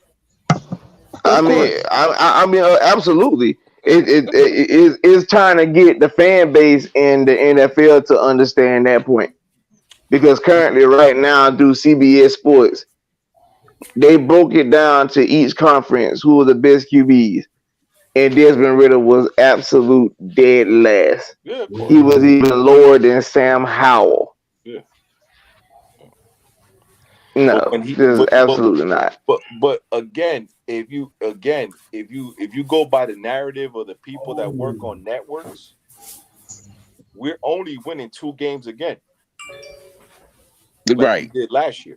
So I'm not even worried about what the hell, ESPN or CBS or what Chris Sims says or anybody. And this is why I always say we need to start getting our content creators to 10K and 11K, because when they do that, their voices are heard even more and it trickles down. Yeah, because Chris Sims said that with a straight face and talking about, I don't see the Falcons winning more than 2 or 3 games just to going forward with Desmond Ridder. Fuck you and your daddy. Yeah, and okay, listen, we'll get over it. It's not the end of the world that we picked a running back. It's not the end of the world, but it's a little confusing. Yeah, but I would like to hear what their thought process was. I don't even think it's confusing. I just don't think it's what any of us wanted. Right. Yeah. I think that's what it is. But what like I told somebody on Twitter, wouldn't you like their thought process? I guess. Like I told somebody on Twitter, it was the safest pick for the Falcons. That's about all. That's what it sums up to me. It was the safest pick. Other than that, to me, other than that, there really wasn't much to go off of. I mean, go ahead, Mike. No, I would just throw it in real quick. Because there's questions of whether or not Jalen Carter will have off the field issues, and then you throw in Nolan Smith and you take him right there. Is he too small to play defensive edge? And then you take a Christian Gonzalez. How you going to pay for him if AJ Terrell, both those guys end up being? So it's the safest pick. Like the LT, it's the safest pick. Yeah. So with Bijan being there, like I said, there's a lot of questions that fans don't want to hear. Yeah, of course. We don't want to hear that Jalen Carter has quote unquote off the field issues, or there's doubt with his work ethic. They say he came in overweight, those things. Right. There's doubt. These are just things fans don't want to hear. Right. I don't want to hear about Jalen Carter. He played well, and then you look at his stats. Yeah. He doesn't have stats in college that blow you away. Right. So there's a lot of things that go into that, and then you look at Bijan. Is he the most talented back in the draft? I don't necessarily think. I don't necessarily think he blows every running back out. I think you can get talented back. I think you can get talented backs in this, but I think, like I said, if you just look at, I think this is where they went with this. When you just look at his physical makeup, he has the highest upside to be able to be that top back. Comparing it to a Derrick Henry, an AP, he's just a physical specimen, and I think that's what they're leaning on more so than just all right.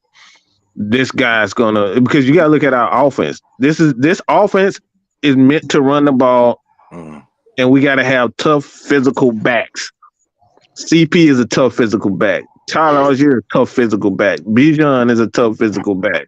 Right. You know what I'm saying? No, and I think that's where they're going. I think also too is like people forget Tyler Algier probably went running right now. Yeah. He probably went running right now. Right.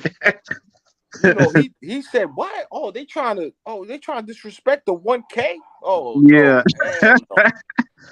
You know, so that pushes them. Listen, I wouldn't have been mad. Look, Mike. Look, and Sam and Jay. I wouldn't have been mad if they would have took a quarterback at 8. You know why? Because Desmond gonna have to get up and do reps.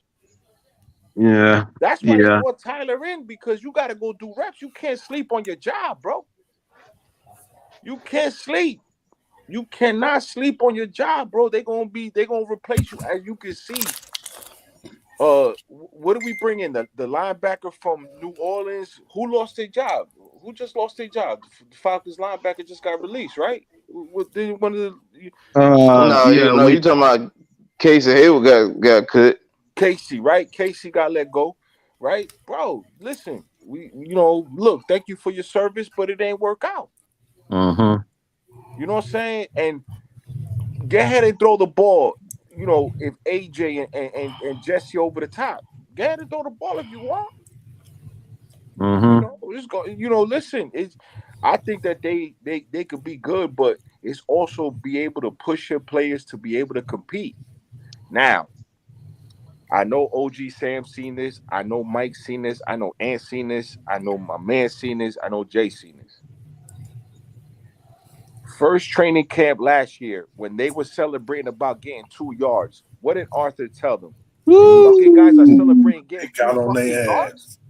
Yeah. That's the standard that you're gonna set. That you're gonna fucking do jumping jacks because you just got 2 fucking yards. That part. Right. Okay. He got in their ass. Okay. Look what they be saying, Mike. Keep that energy. Keep that fucking energy. If you think that he don't know what the fuck he doing. Keep it. Listen. I say it right now, and I said it first. We going to the playoffs, and I said that a year ago. Desmond might have 20 touchdowns. He might have 20 touchdowns. If Daniel Jones can give you 15, Desmond can give you 20. Yeah. Let's land the plane, Mike. Land the plane. Because these motherfuckers is running on fumes and about to crash in the mountain. Land the fucking plane. Because there's no fucking way that a guy like Daniel Jones, who, by the way, threw 15 touchdowns in 17 games and got paid how much money again? Okay. Yeah. Who's his running backs? Who's his running backs? Saquon Barkley. And if you compare Barkley's season to Tyler Algier's season, how far apart are they? Not much. Yeah, okay. Not much. Okay, Mike. Not much. Falcon fans, I can't see the chat right now, but calm down. Calm down. Yeah. From what I'm seeing across the board, a lot of these mothers out here doing jumping jacks because of this pick. They happy. Right. Look, Yeah, like I said, man, I'm not. I am supportive of this. I know exactly why they did it. Like I said, it's not something that I personally would have done, but it ain't about me. It's not about me and what my takes are. It's about the team and what they're trying to build is a team that both sides of the ball complement each other well. For the longest, we lacked defense. We lacked a running game, and both of those working well together. So I understand what it's not confusing whatsoever. But like I said, I think it's more just like, man, some people saying we could have had another quarterback. Some people saying we should have had an offensive lineman. Some people say we should have gotten Bijan Robinson. Other people saying we could have took a wide receiver or a defensive lineman. I just think it comes down to our own personal take. This pick makes sense. It's just not what any of us would have done at 8. Right, yeah. Right. Look, listen, Mike. I know Maggie hates wrestling analogies, but I know she hates it, right? I know she hates it, right? But nobody liked the fact that Bret Hart lost to Shawn Michaels in Canada. Ooh, yeah. Nobody liked that, but it was good for business. It was good for business, okay? Mm-hmm. And Vince McMahon, knowing that he was going to walk away with the WWE Heavyweight Championship to WCW, that was not going to happen. Mm-hmm. It just was not good for business. There's just certain things that's not good for business. Okay. Look, far be it for me to be selfish, Who but said damn it, I don't like wrestling analogies, though? For real. Who said I don't like wrestling analogies? I am a wrestling fanatic, old school, baby. All this stuff that got in there, everybody too culture, cancer culture. I grew up in the era where it was bitches getting knocked down by men and everything, walking around like hoes with the Godfather. The last time I was on, you was like, enough with the wrestling analogies. I said, okay, no problem. I was like, no, that's fine. That's absolutely fine. Okay. So it's all good. I mean, to me, it's just a little confusing because of 90% of the videos was defense. And I'm expecting defense. I was like, okay, this defense, this is going to be a defense, or it's going to be some type of because I thought that they would probably take the quarterback. I thought that that's what they were going to do. I was like, oh my God, let's not drink the Kool-Aid, right? Let's not get Will Levis, right? I was like, oh my God, are they going to go quarterback? And I think that a lot of people are saying that they went running back because the running back position has also got pushed back to the rear. Yeah, I think that it like if you take a running back in the first round, it's like taboo now. It's like, oh no, like they just took a running back because of what I think the two running backs that got picked back to back was Ezekiel and Barkley, right? 1 and 2 or 2 and 3. And their contract situation is a nightmare right now. You know what I mean?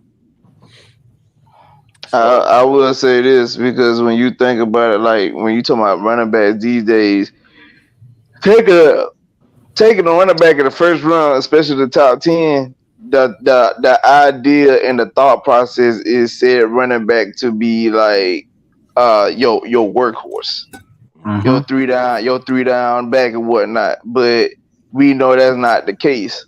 So at the end of the day, with you doing that, like I said, the mindset would be him to be the workhorse. But we know that he's not going to be the workhorse, so that's why we all confused, because it's like, well, we know he's not going to be the workhorse, so why would you take him so high? Why would you not try to get him in the later round, or get him tomorrow if you need to? But getting him tonight was just like, are you serious? That was Arthur Smith all over that pick, though. It seemed like the last couple of drafts, it's been an Arthur Smith pick. I'm going to tell you this right now. Wait a damn minute. I'm gonna go ahead and say this right now. It's one certain mother. Oh God! No. Now let's see. Keep that. keep that same energy when we draft Bijan Robinson. Guess what? I'm giving you more energy. You son of a bitch. I'm giving you more energy. I'm here for the shit. As long as he have that Falcon logo on his back, I'm gonna support him. Even though we didn't get what we wanted. Well, I don't know how everybody else feel. I didn't get what I wanted, but he got that Falcon logo on his back. You're right, not right. Oh, you're right. I'm still rolling with him. So if you feel like you got some clarification because of one draft pick, congratulations, you were right. I mean, now we're gonna see what the hell gonna happen in the season. Okay. Well, I got it right. I got it right. I wrote it down earlier today, so technically I wasn't wrong either. Man, fool, shut up. Because you try to dog on save face. Everybody want to see. I got the receipt. You know, some folks, You trying to save face. Because what you did, your words was you wrote it down earlier today, so you try to. No, don't play me like that. Don't play me like that. Don't play me like that. Hold on. What Big Daddy Kane say? No, everybody stop. Excuse me. Ant is the most honest person. Hey, Ant is the most honest person on here. And what did I say about Bijan Robinson? Be real. What I say about it? No. We gonna walk it back before that. Because we done had 3 conversations about this running back. Hey, what did I say? Ant? To the What draft did I grade say? part, all of that. Don't lie, Ant. You don't act what like did you I wasn't say? against it. Be real, Now, Ant. you on the I told you so train. Hey, what did I say? You said don't lie. Let me shut up, then. Thank you. What did I say? Thank you. You heard the man say. He said, "Don't lie, let him shut up." No. Ant full of shit. Ant full of shit because I've been saying this all week. He know I said this. So for the great Big Daddy Kane, what the great Big Daddy Kane said on Symphony. Put a quarter in your ass because you played yourself. No. Oh, we calling Big Daddy Kane? Oh, okay. See, what did it say right here? What did it say right here? What did it say right there? Mike in here getting this Skip Bayless on. No. Oh, you don't text somebody, Mike, to vouch for you. No, bro. I got proof. Text the fans. Hey, man, Mike don't lie. Mike don't lie. No, man, Mike don't lie. Man, Mike telling the truth. Okay, Mike. Yeah. Okay. Yeah. You said all that about Bijan Robinson this week. I got proof. You said all that about Bijan Robinson this week. No, sir. No, sir. Let's back it up. Let's back it up. No, because I done heard you all night. No. See, you heard me all night. We talking about all month. I've been saying this. Don't try. I got proof. I got proof. I got 3,000 videos. I can prove it. We had a whole financial conversation about what the draft. Put your video where your money is, Mike. Then I want to see the proof. Look at him. It's right here. He said it again. Don't play me. Don't play me. I'm trying to give you the proof. I'm trying to give you the proof because I was in all 3 conversations. You went in there. No, you weren't. I was in all 3 conversations. You've been on this conversation tonight, but I've been saying this all month, pal. I've been in all 3 conversations, and I'm not just talking about tonight. I'm talking about last week and the week before that, Mike. To stop playing now. What did it say right here? What did Jay Dillon say right here? 1,000. All What right, Jay saying? service announcement, people. Public service announcement. It's the 4th quarter, 5 minutes to go, and the Hawks leading by 3. So we need to be focused on this championship, this playoff game too. Yeah. One full of shit. One That man definitely full of shit, bro. He full of shit. He's some bullshit. Definitely some bullshit. Full of shit, and I got proof. Y'all don't have to like proof. Y'all don't have to like greatness. I'm the great one. I'm the great one. You the great bullshit one right now. You the great bullshit right now. You the man, Mike. You the conversation, goddamn, about how bad of an idea it would be to goddamn draft Bijan Robinson at 8 because of the financial ramifications. What? I got proof. I have Where's your proof? Where's your proof? What you mean? I told you I got the videos. I done made the videos. I done made 3, 4, 5 of them. Some bullshit, bro. Hey, fuck that damn proof. I'll be in Atlanta on Saturday for the UHL Wrestling we getting Award. together. Producer of the year. I'm in the motherfucking building. Say hello to my body guy. Salute. It's gonna be the Geminis together again this weekend. Damn right. You go. Gemini season up in this mother. Hold on, wait a minute, hold on. Y'all smell that? You smell like Gemini season in the air. No wonder it's raining down here. You know what? Right. I hate on them Geminis. Right. Money. Hey, that's what I do. And these hawks gonna make me mad now. Uh-oh. Everybody's got a price. Everybody's got a price. Everybody's gonna pay. There's $1 million man. What I'm surprised that Nolan is always like his way. He's still on the board. He's still on the board. He's still on the board, bro. Yeah. Who's still on the board? Hold on, Who's still on the board? Nolan is dropping, bro. Nolan's still on the board. Boy, no, everybody. Yeah, Nolan's still on the board. Calm down, calm down. But we still got 10 picks left in this round. No, look, I'm gonna just say this. Look, Will McDonald and Kalaji Kancey went before him. OG Sam. Yeah. If You're not gonna be happy if you get 1,000 receiver from a tight end, 1,000 receiver from a wide receiver, 2 running backs that's close to 1,000 yards, a quarterback that's throwing 20 touchdowns. Will you be happy with that?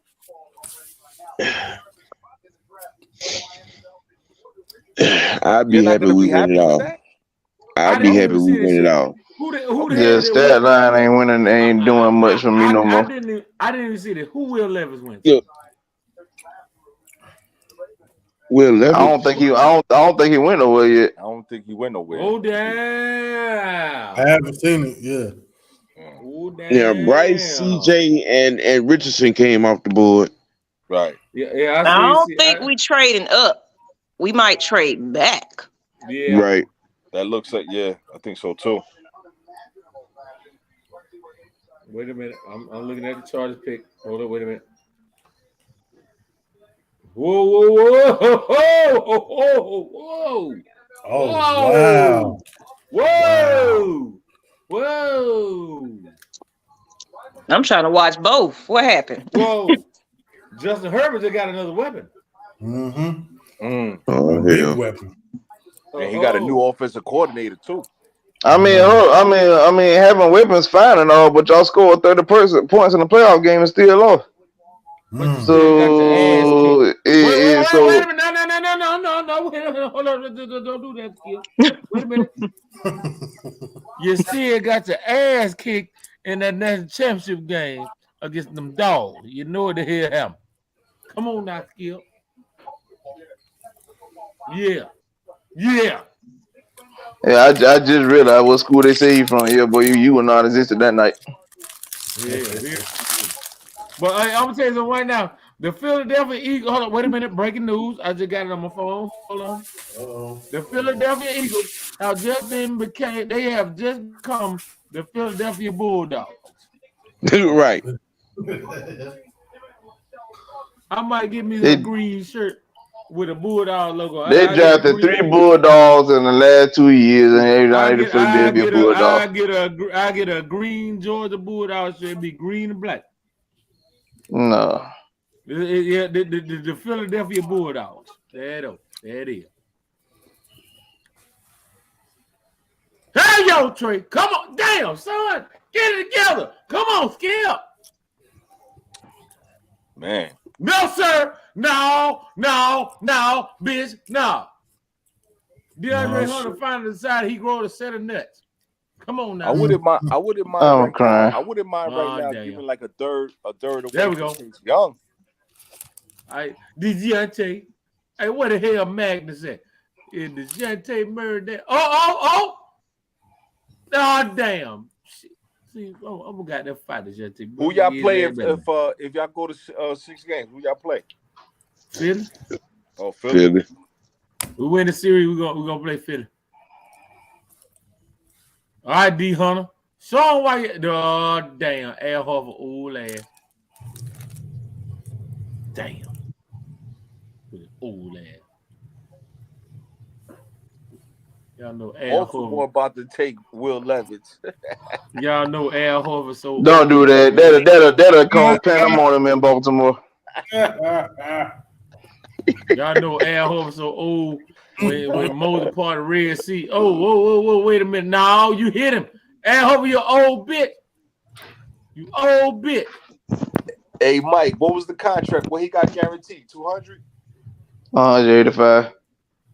185? Yeah. Hey, y'all know Al Horford so old when Moses part of Red Sea, he was on the other side fishing. Dang. And he still shorted himself because he would have got more if he'd have took the original deal they offered him months ago. Yep. Yeah, I know. Him and his mama. I'm telling you.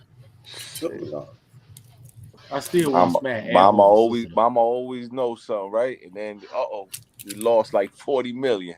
Al Horford, you know you cannot jump with John Collins. You know them knee old as hell. Oh shit. Oh man. If the ref throw it to Al Horford, I know there's a collusion going on. There we go. Trey. Damn, son. I ain't gonna lie to y'all, man. I want the Falcons to win that motherfucking Super Bowl bad as shit. What? Come on now. For real. Play defense. Play defense. Play defense. Play D. Real. Play D. Come on, fellas. Play D. Shit. I hear another fan. I mean, you know, I've seen two World Series, two World Series, two national championships. Right. You know, I'm just saying, can I get a Super Bowl before I get up out of here? Yeah, it's a fact. Yeah, it's a fact, bro. Real. I'm with you, man. I'm with you, bro. Damn. You know what I'm saying? I mean, I know God ain't make me sit through Rankin Smith era, you know what I'm saying, just to walk up out of here without nothing. Hey, Sam, I did the history. He walked like hell, a lot man. of like articles and stuff like that. Damn. Wow. Mm-hmm. They was. I think it was 1 year where they played Dallas in the playoffs and they lost, right, or something like that. Yeah, we lost to Dallas, and then Dallas turned around and lose to the 49ers the same way we lost to Dallas. Wow. Yeah, I seen some highlights, bro. It was. That was when Barkowski was a quarterback, no? Yep, and we had the 49ers number that year too. Wow. We had the 49ers number. Yeah, I did some research on that. I was like, wow, like it was. Yeah, it was off the chain, bro. I seen some stuff and I was like, wow. I was like, man, we down by 8.1. I seen earlier in that, like in the 60s, where they went 9-0 or something like that, or they was like undefeated and they lost in the championship too, or was that good shot, Jante? Or was that like I think that was down. We're down by 5. 60. Play defense, man. Play some fucking defense. 68.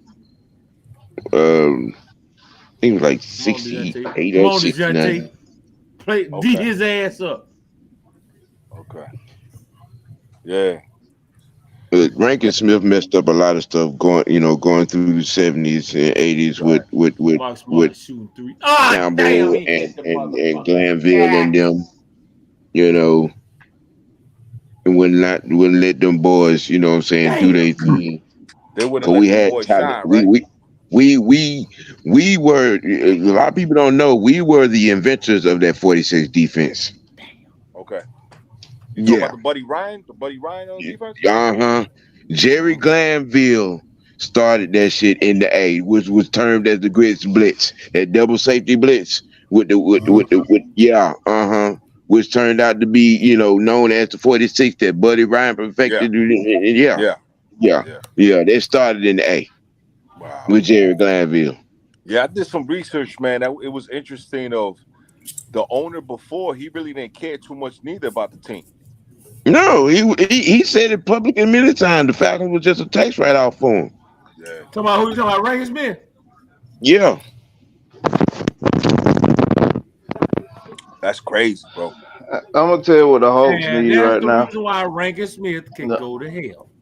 But listen, But then I I just don't want understand why to point out people real say quick. that Arthur Blank doesn't care about the team when you had an owner like that before.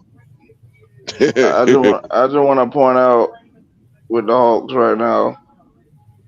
Y'all gotta find guys that can play some sort of perimeter defense. Oh, we Something. don't. Trust me, Cause we've had that problem all year. that's y'all biggest Achilles heel. Not having like Nah, DeAndre Hunter could do what he can, but the lack of him being injured that hurts. So you can't really trust him to be on the floor. Of course, John Collins don't play no defense whatsoever, Hell. and he might not even be a Hawk after this season. But who they draft? Zay Flowers. He got a wide receiver. I don't want to hear no excuses. Not just playing. for who? Good shot, boy. Number one, Jay. Play some D. Play some D.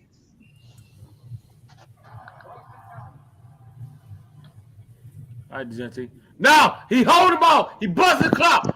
D his ass up. D him up. Yeah, I was trying to get some vintage. They busting the clock, man. What y'all doing? I got outbid by this one piece that said the come dome on, of doom. bro. Right. Unless the boys are fire trouble, there's no way for them to be out there just waiting on them to damn do some shit. Which one was it? It was the dome of doom. Sam know what I'm talking about. It's over. Sam know what I'm talking about. It is over. It's over, man. Hey, at least Sam, they why you fought. laughing? Man, this is my thing. Why the hell are you not in their face? They busting the clock. Man, I be all up, boy. I'll be on their head like white on rice. Night Rider, don't worry about it, bro. The Knicks gonna handle stuff. Don't worry about it. Man. Yeah. They did more than what I expected. I know. Shit, I know. Bro. And look at me. I know. Trust me, bro. I know. Look, Boston got one of the best teams in the whole league. I don't give a damn. Yeah, bro. I don't know how they went out. We took these niggas to game 6. They are soft. But Atlanta we've known they soft all season. Let me tell you something. Atlanta needs a bully. They need a bully. They need somebody. We need to find some sucker GM that'll goddamn give us 3 second-round picks for John Collins, bitch ass. We need a bully. Hey, listen. Look, when it comes to it's like Sam said.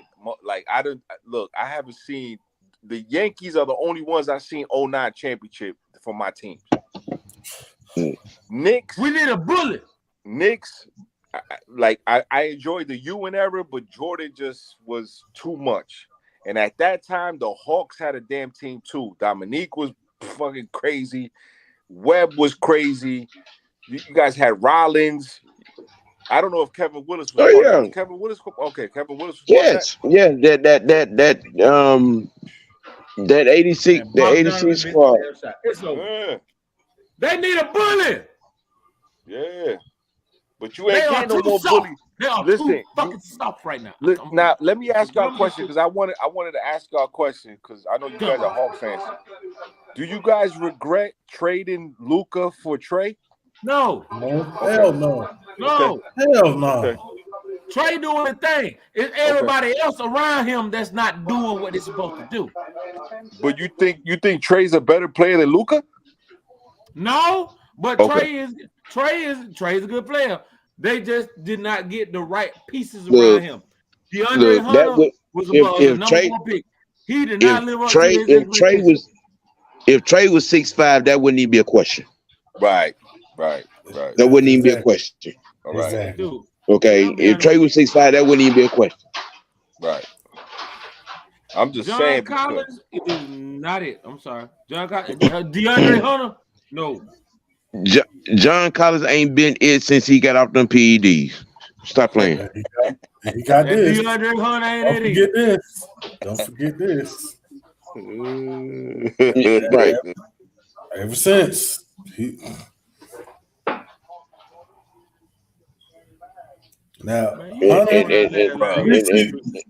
DeAndre Hunter is guaranteed to miss a month and a half every damn season. Yeah.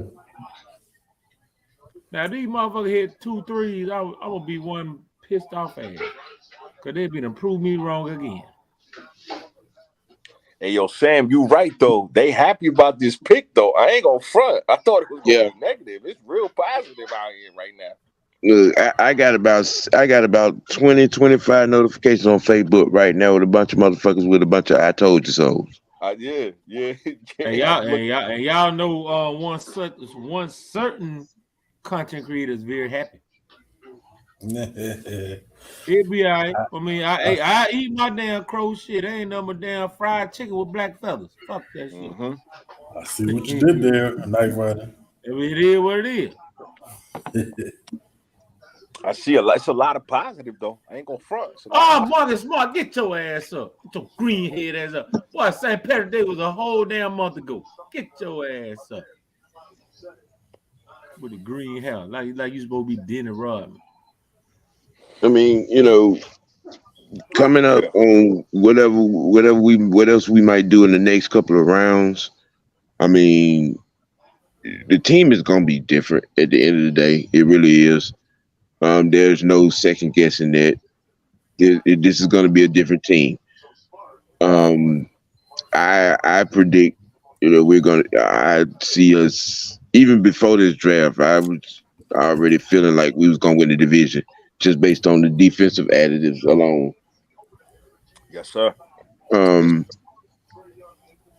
Our third round pick at quarterback is going to do his thing. Yep. He has it, and it being the intangibles, the leadership, the poise, and the ability to play the quarterback position. What the fuck are they doing?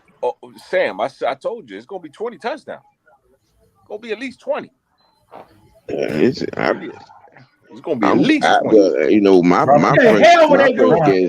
My first guess of him was, for this season was gonna be like 25. Okay. Yeah, it's gonna be like that. I'm telling you. Because the person that I'm looking forward to, like, that's gonna watch, because Kyle Pitts is only 22 years old. Yeah. He's only 22. Mm-hmm. The problem is that when do we have to pay him? When do we have to pay Kyle? 2 more years? Yeah. Okay. 2 or 3. 2 or 3. Okay. Yeah, 2 or 3. Yeah. But we're going to be in a good enough position to do that. Trust it. And Kyle Pitts is not going to be wearing nobody else's uniform. Oh no. Oh no. No, that ain't happening. That ain't I wouldn't speak on that too early. No, I don't think so. I don't think that. This is the Falcons we talking about. This is the Falcons we talking about. I know that's a different regime. Yeah, it may be the Falcons that we're talking about, but you really think they're gonna pick somebody that hot and then let them get out of town? Yeah, I don't think that Terry's gonna do what Jackoff did, because Jackoff was totally different than Terry. I think they're 2 totally different personalities. I don't see that happening. Because Jackoff gave contracts to people that didn't deserve contracts. And we don't want to go down that road, right? We don't want to go down that road. I don't want to go down that road. So I'm looking forward to seeing what damage Kyle can do. I'm looking forward. All I'm saying is that I wouldn't get too attached to players, because there's no telling what this front office will do. But Kyle's the face though of the franchise.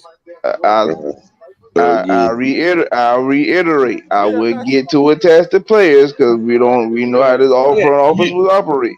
You could say that maybe about a few folks on the team, but for a person that they themselves picked at 4 in the draft, no, I don't see that. I don't see that.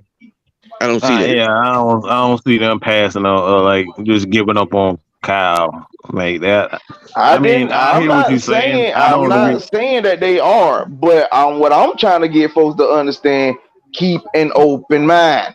No, because this is the Falcons we're talking about now. Yeah. Ain't no open mind when it comes to Kyle Pitts. Hey, Mike. I put it like this. And it's okay now. Hold up, because see that statement there is why the fuck you were pissed off earlier. Nope. That statement there is why the fuck you were pissed off earlier. I'm looking forward to Kyle this year. I'm really looking forward to what Kyle's going to do this year. It's over, man. Hey, I'm gonna say this. Just shoot the damn thing. It's over. As long as with this regime, as long as you're putting in the work and contributing on the field, they're not going to get rid of you. That's true, and that's John Collins say you goodbye. Your ass is gone. And that's the thing. And I'm not wishing bad on Kyle Pitts. I want the man to be successful because his success leads to the Falcons as a team success. But if he doesn't have that success, or he doesn't perform to the way of their liking, I wouldn't be surprised. That's what I'm saying. Keep an open mind because Terry done meant that when they said literally anything can happen. They meant that. Oh, they sure did. Robinson. They sure did. I mean, not okay. Like I said, even though he ain't they guy, but literally first day through the door, who they shipped out? Julio, immediately out the door. I mean, face of the franchise, huh? Let me say this. Let me say this. They've shown that when it comes down to other players, but when it comes down to their guys, they haven't shown that yet. I get that. I get that, and that's why I said I'm not sitting here saying that they're gonna go totally against the grain, but I'm saying just keep an open mind because again, if Cal does not perform to their liking, it's still a possibility. Not saying that I want him to fail. Not saying that he is gonna fail. I'm saying keep an open mind of any and every options because we're talking about a couple years down the road. We don't know what's gonna happen a couple years from now. But I'm glad that Julio ain't spent a lot of time with him though. True, because like I said, just 2 days ago, it was asinine for us to draft Bijan Robinson. Well, guess what? No, it wasn't asinine. It just didn't make the sense. It didn't make. Well, okay, it did. Okay. That's a better term. It didn't make sense to draft Bijan Robinson, but guess what? I mean, but still, Bijan Robinson, like when I said I don't see him, it was based on how we run our offense. And I said, let me finish. When I said that, when I made those statements, when I said I don't see us having Bijan Robinson because of what we had already done. But when you look at what we did not do, we always say, look at what their actions are. Their actions, they did not have, they didn't make any improvement they didn't sign anybody in that running back room. We always say that. Look at their actions. Their actions said we need a running back. But their actions also could have said at the same coin, opposite side of the coin, that hey, it's a possibility that Bijan could have been there. Right. Just based on the actions. So but again, that's the point of me saying keep an open mind. Because everybody think because the idea is Cal being here. And like I said, I'm not saying I don't want him here. I'm not saying he's not going to be successful. All I'm saying is I wouldn't get too attached because we don't know how this front office might react when certain stuff come up. Because we don't know. Somebody might offer them a deal that they can't refuse. And it might be, and a prime example, if a person offer up several first round picks, a first round pick next year, a second round pick next year, a fifth round pick next year, and possibly a second round pick the following year for Kyle Pitts, and we got Brock Bowers coming into the draft, you don't think they might not make that move? I'm just saying. Not depending on, like, I don't expect that to be that bad, so I don't think that'll be an option, to be honest. That's true. That is true. But it ain't got nothing to do with if we are bad. It's how desperate another motherfucker is. But you still have to pay for it. Again, we just talk about money aspect. There's a lot of money into that. Drafting the guy, giving up on the guy, and then trading him. If you trade Kyle, it's going to be casualty to it. So I will say this. I'll say this to your point. Obviously, we don't want to get attached to any player. Anybody is tradable. Anybody can get moved at any point in time. But when it comes down to why you draft guys that high, he's the staple of that franchise. That's true. Where I don't. That's where I'm having the disconnect. Is that if you just say Kyle Pitts is no longer our guy, then that's going to be a blackout on him, Arthur Smith, because now you got to say it's like you gave up on the guy that you drafted at 4. So are you really that good of a coach? So it'll be for him. It was like, yeah, I couldn't get the best out of him. I couldn't get the best out of one of the best young tight ends in the game coming out of college.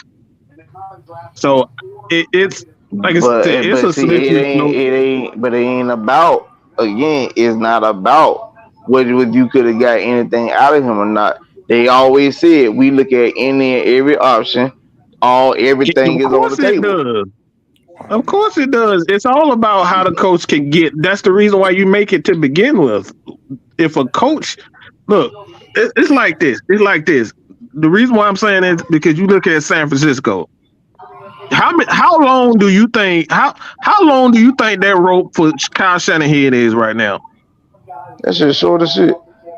Why is it that short? He was labeled the quarterback guru, right?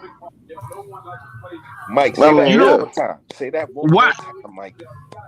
And if he's supposed to be the quarterback guru, and I'm keep giving you all these damn quarterbacks and quarterback, but you say you the guru, and then we do the same thing. Let's just say the same thing for Arthur. We gave you Kyle Pitts, we gave you Jonnu Smith, you drafted John Fitzpatrick, and all those guys underachieved, and you say you end up trading those guys. That's a black guy. Your idea is if those guys are not being successful, and I'm not looking at them as a failure. I'm looking at how desperate another team could possibly be. That's how I'm viewing it. I'm just saying leave your mind open to whatever, because they clearly have shown us they are willing to do whatever it takes. Even if that means they rub a lot of us the wrong way, they are willing to do whatever it takes. I just don't. I don't see that. I just don't see that. I mean, the idea that you having is me saying that it's a strong possibility. All I'm saying is keep an open mind. It might, like I said, we definitely don't see it happening. But again, keep an open mind. That's all I'm saying. Ain't nobody gonna give you no 3 picks for no tight end. That's all I'm saying. They may not. That stupid. I don't see nobody giving up 2 first-round picks for a tight end. Like ain't nobody gonna do. Like I said, you can get tight ends, bro. You can get tight ends to catch 60 passes a year, bro. I just don't see no team. But low key, Terry and Art ain't draft no bust yet. Yeah. They ain't draft nobody that's a bust yet. Low key. I mean, because we still don't know what and that's another thing. Because, like you said, if if they haven't drafted a bus yet, and they believe, God damn, who mama that is, but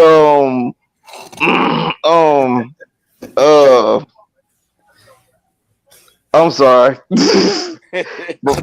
I saw ass on my TV. Don't worry about it. We've all been there. But what I'm saying is, like you said, just like Wolf said, we low key have not drafted a bus yet. So if they believe in their coaching ability that much, and they know they can make any and every, and they've done prove they can make any and everybody a star or a formidable player, anything's on the table because they believe in their ability that much. Like I said, I'm not saying that Cal going anywhere. I'm not saying they're making that move. I'm just saying keep an open mind. Nah, fuck that. Ain't nobody gonna trade no 2 first-round picks. And now you just turned into Sam. No, ain't nobody. You trying to convince everybody that it's a possibility that he's gonna be again. Now you turned into a female because now you put words in my mouth. I did not say that. All I said was keep an open mind. I gave several options. I gave several scenarios. I just said keep an open mind. I did not say it was a definite. I said keep an open mind. The motherfucker open. The motherfucker open. You ain't trying to say me no goddamn dream and tell me he's fucking pissed. I did tell you a dream. Look, Mike trying to say a damn dream. Camel piss and tell you it's apple juice. He said keep your mind open to that shit. You said what? Mike said keep your mind open to that shit. I mean, listen, like I said, bro, I did because about Mike's response is him basically saying what I'm saying is that it's gonna happen. I'm not saying it's gonna happen. I don't want it to happen, and I think Cal gonna be successful as a Falcon. I'm just saying there are possibilities out there. Again, the fact, like I said, Terry them has shown us that they are willing to make whatever move that need to be made if there's something they feel like they can't pass up. Now he's right. And sensibility would be nobody ain't stupid enough to make that trade. But NFL history has shown us folks are definitely stupid enough to make that trade.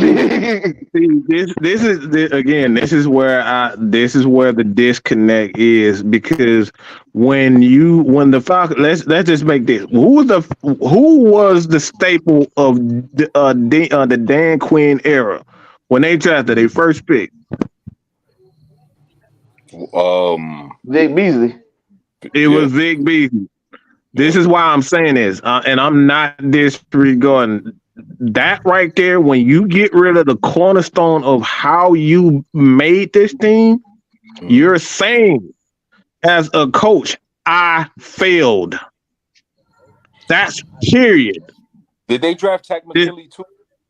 Mike? And Takk McKinley. No, see, I'm not saying you're wrong. You're absolutely right. But I think it's deeper than what you're saying. Anything that anybody can come and offer you a deal, but when you look at a Kyle Pitts, he's the cornerstone of this team. That's where he started everything. Everything began with him. Now, let me help you here. Let me help you here real quick, because you said what you just said was is deeper than what I'm saying. Here's the problem. I'm saying what I'm saying. I'm not speaking in codes. I'm not speaking in riddles. I'm saying what I'm saying. So take that for what I'm saying. And if don't get me wrong, I would definitely let you know if I was trying to do like some Jedi mind trick, but I'm not. I'm just saying keep your mind open. But again, what you're saying, let me say it like this. You are saying that, but it's deeper than what you're saying, because when you do that, that's what you think. Look, you can't draft LeBron James and just say, "Oh shit, we got goddamn Giannis over here. Let me trade LeBron for this." You know what I'm saying?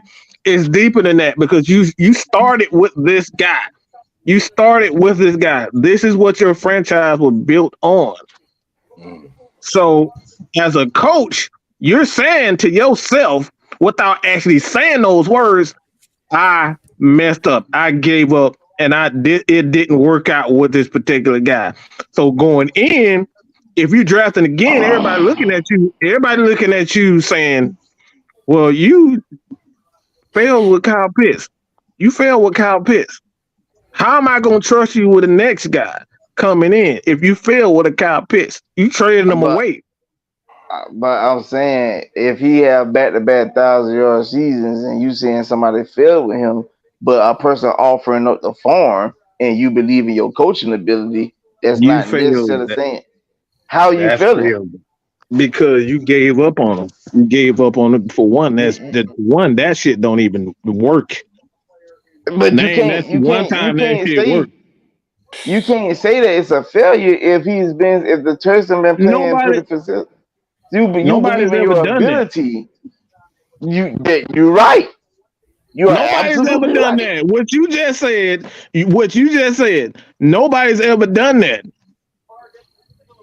Name one time one time where you drafted a Pro Bowl guy, he made the Pro, trade him, and then you brought in another one, he made the Pro Bowl, and then you traded him away, and then brought in another Pro Bowl, and then worked. I don't know if they're gonna give up. I definitely can tell you that has not happened, but that's what makes this front office what it is. If they can do that, if they can create another Kyle Pitts this year, I will come back and I will personally apologize to LT. If they can turn another young tight end into it, I will personally come and apologize to you live on air and say, you know what? LT is the fucking greatest. But until I see it, it's hard for me to. But that's what I'm saying. That's what I'm saying. I don't think it's happening. I'm just saying keep mine open. That's all. That's just really been my premise. Keep mine open. Yeah, but LT, you saying keep it open because of what happened with Julio? No. I actually not. Okay. I use that as an example, but I'm really not, because, like I said, they went against the grain so much. Things that Julio. No, it ain't even Julio.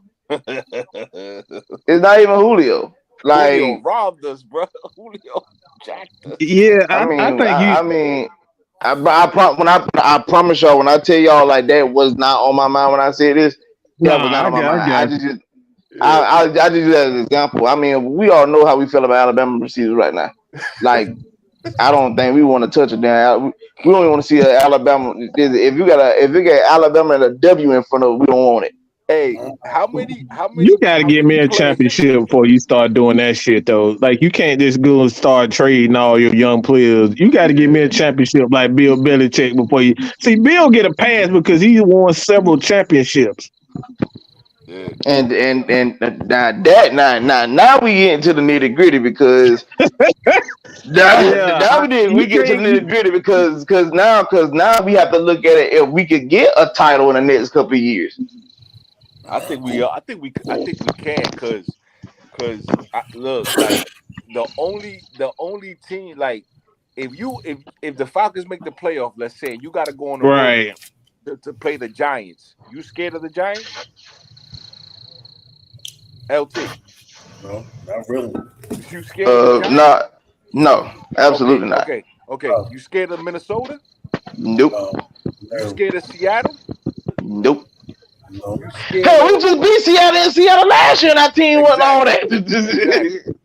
You scared of who else been to the playoffs?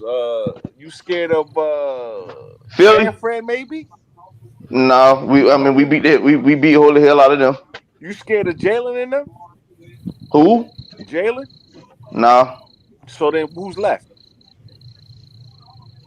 The Bucks, and they sorry as hell. I didn't even mention the Bucks or the Cowboys because they falling apart. I mean, it's possible. Now, if you say, yo, Wolf, we gonna have to play Patrick, we're gonna have to play Josh, we're gonna have to play you know what I'm saying, maybe Joe, then I'll be like, okay, listen, man, we're gonna have to strap up. Let's get to work, right? We're gonna have to strap up. And I'm glad you mentioned those guys because we played and we played Joe this past season. Yep. We played Josh the previous season, Yep. and we played no, as a matter of fact, did we? No, that was 2020. So we played Joe this past season, we played Josh the previous season, and we played Patrick the season before that. And we and even though our teams, that wasn't even a blowout. Exactly. To be honest, exactly, because Joe played a very weakened Falcons team. Right. You played us. We had no starters in our secondary playing. But remember, with the defense that we had this year, we only had one blowout. One. And that was Joe. And that was Joe and company. And that was Joe. That was Joe and them, Joe, right? yeah. So what I'm saying is, it's a possibility that we can look. It's a possibility that it's gonna be because if you get, let's say you get a diehard Tampa fan, you get a diehard Saints fan, a diehard Panther fan, right? Right now, they all believe in that they team. Oh, we can win 2 more games because there's only 2 games that separated the whole division. There's only 2 games that separated the whole division, and everybody's believing, okay, whatever. Now, when you look at it, you're like, okay, are any of those teams scary? Are the Giants scary? Oh my God! If you think Daniel Jones is scary, with 15 touchdowns, oh, I'm sorry, Mike. I apologize. Is anybody afraid of Kirk Cousins? I'm sorry. I'm sorry for the disrespect. We won 4 games in 2020, and that was one of the 4. Okay. Is anybody, again, if you want me to name all of them, is anybody worried about Dak Prescott? Is anybody worried about Dak Prescott? No. Dak Prescott. And by default, is anybody scared to go to Tampa?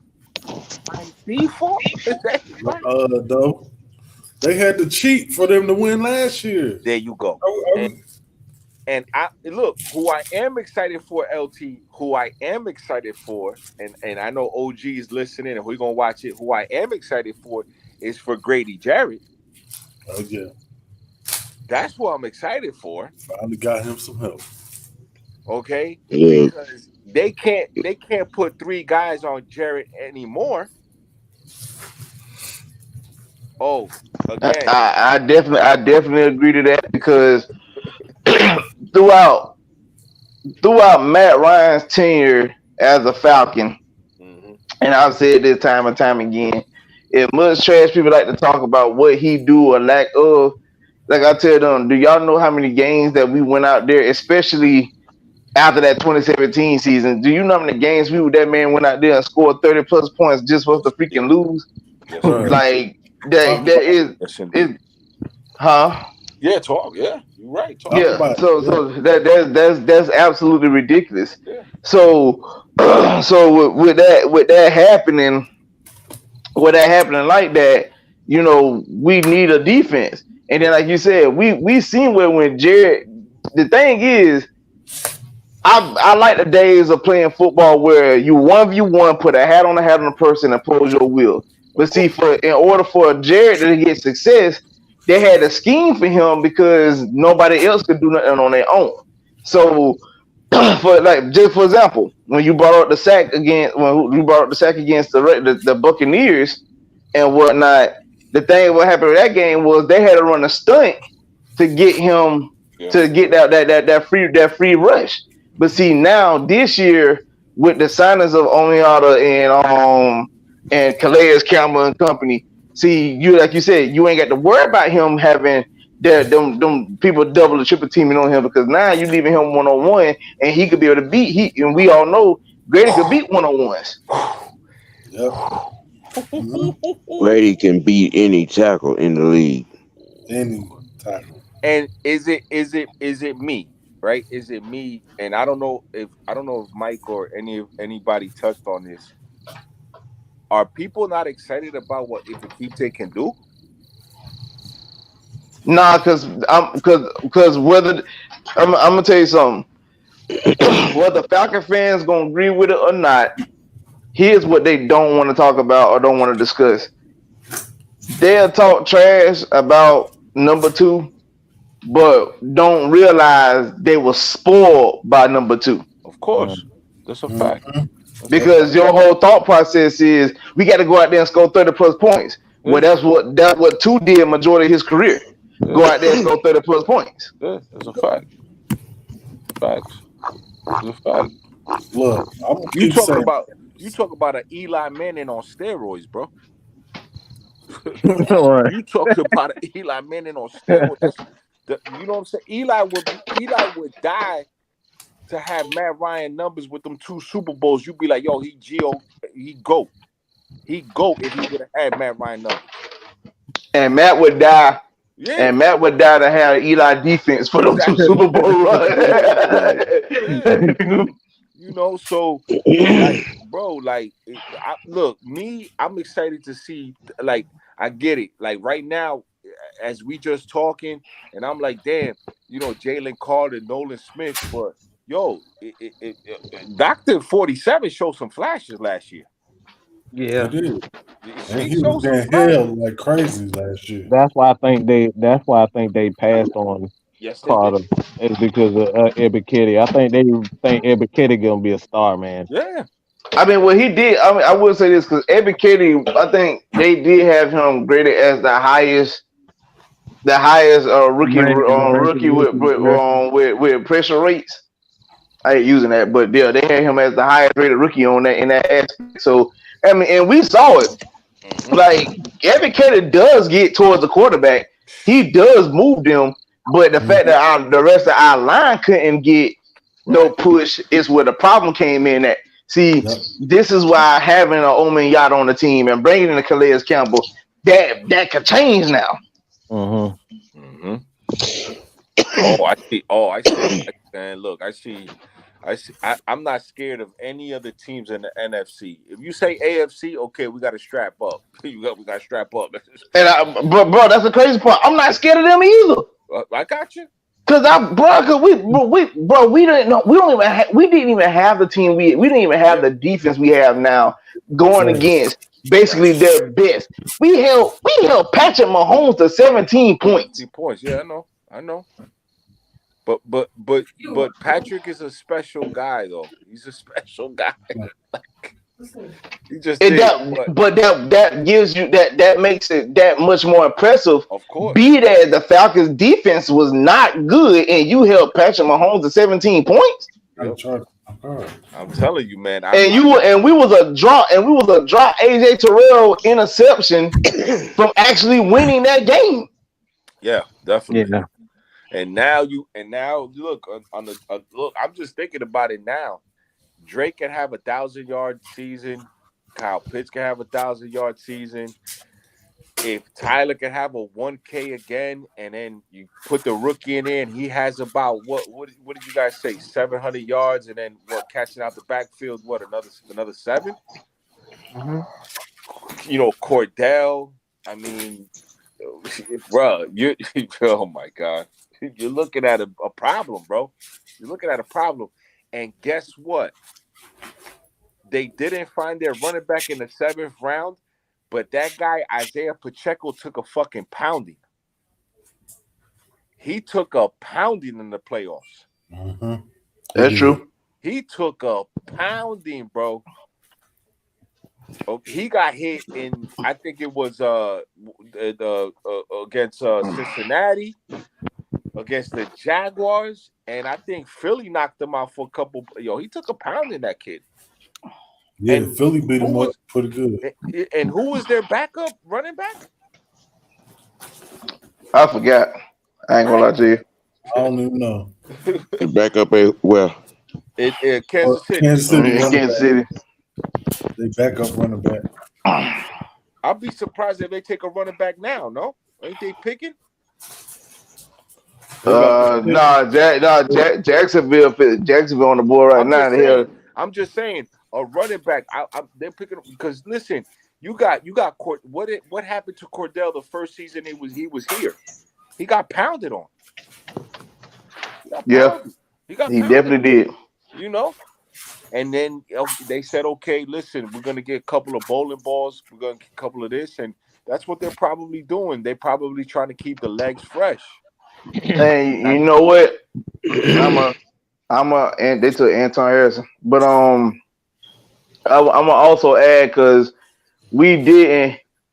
I will also add to the fact that we didn't have because you know we what the dude name is Caleb Huntley. Even though he was running pretty solid for us, I mean Bull ended up tearing his Achilles, and that's definitely a long injury to recover from. Right. Damn, I forgot about him. Jesus. Yeah. Man, I think we're gonna be okay, man. I think we're gonna be all right, man. It's just like Mike said. It's just like Mike said. Nobody expected it. Everybody expected to go one way, and they went another way, and that's you're right. They went. You absolutely right. They went. We wanted it one way, but they went the other way. So now I got to call Chris and Snoop. Yeah. To come take out Terry. Anton Harrison, a tackle from taken by the Oklahoma Jaguars. Oh, is that who the Jaguars took? Yeah. Yes, sir. Oh, yeah. Yeah, we down to pick 28 and Nolan Smith still on the board. Crazy. That's what I'm saying, man. Dude, he drop it fast. Here's the problem, though. Philadelphia got the 30th pick. We don't need that. We don't need that bad omen. Let's have some hope. Now we got New Orleans coming up. I can see them taking Will Levis.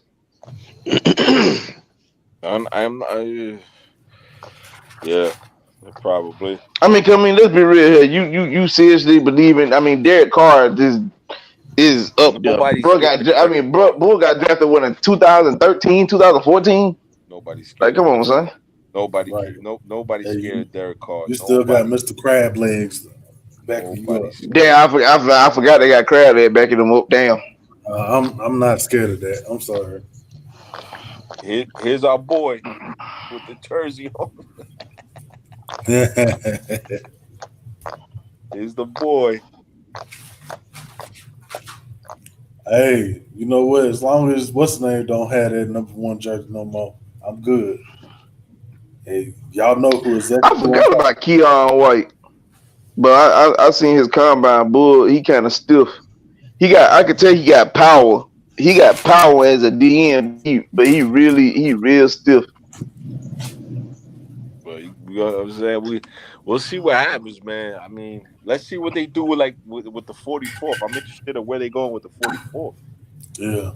What is that going to be like? Oh yeah, God dang, I forgot about that pick. Yeah, man. We got to see what's going on with the 44th. What? And I think they got what in the 60s, Mike? They got 44, 61, right? Hold on, let me go back to the. We got a second, a third, and 2 fourths. Third and 2 fourths. I thought it was 2 seconds, no? It's a second, a third, and 2 fourths. Yeah, 44th, 75th, 110, 113. Cincinnati got Miles Murphy. Oh, not bad pick. Yeah, I think we're gonna cook. I think we're gonna cook the next couple rounds, man.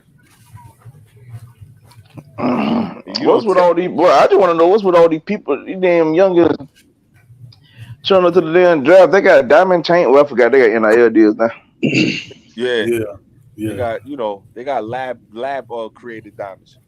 Yeah, see, you clearly see the difference in the draft without the NIL deal versus the draft with the NIL deal, because you clearly see it. Like everybody else was showing up in regular old suits, and they might have a cross chain on a Jesus piece. That's about all they had. They got a nice little tailored suit that they rented. They got to take back tomorrow, and that was about it. Look at your man Terry. Look at your man Terry at the draft. Oh, but like I said, but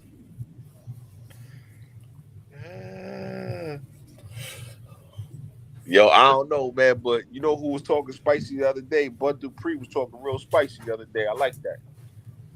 Oh yeah, I seen that. Bud Dupree was talking real spicy the other day. I like that. So I think we good, man. You know what it is? You know what it is, Mike? When I first came in, I was just confused about what the hell they was doing. But I guess you're right, man. They just went another way. They just went another way. They just said, you know what? We just gonna fuck with this fan base for today only. It's all good. We'll see what happens. I gotta see some highlights on the kid. I gotta see some highlights on the kid. Now I'm gonna go do my homework and see some highlights. You said he's stiff? You said he's stiff? To my Keon White? No, I'm talking about Robinson. No, I'm talking about Keon White. Okay. Out of Georgia Tech. Because when I saw him at the combine, see, like, as a DN, the drills to be looking at is like the shuttle drills and cone drills and stuff. And he didn't. His hips ain't fluid. Okay. But what about BJ? What's his strong point? Is he a downhill runner, power? What's catching? I mean, he the strong point of him is him being a versatile back, like being able to catch at the backfield. I did check his combine the other day. They say his 40 time was like a 4. You're like a 4.46. So I mean, it's kind of like breakaway speed in a sense, But he got decent vision. I can give him that. He has decent vision. Find his way through the holes and make plays here and there. He runs with power. He runs behind his pads. It's just that where I do agree with Sam, it's the conference you played in. My biggest question. Because don't get me wrong, I understand. If I'm not mistaken, it's the Big 12. If I'm not mistaken. Yeah. Yeah, it's the Big 12. Ironically, me saying that, and Oklahoma and Texas supposed to be entering the SEC in a couple of seasons, which I think is absolutely horrific.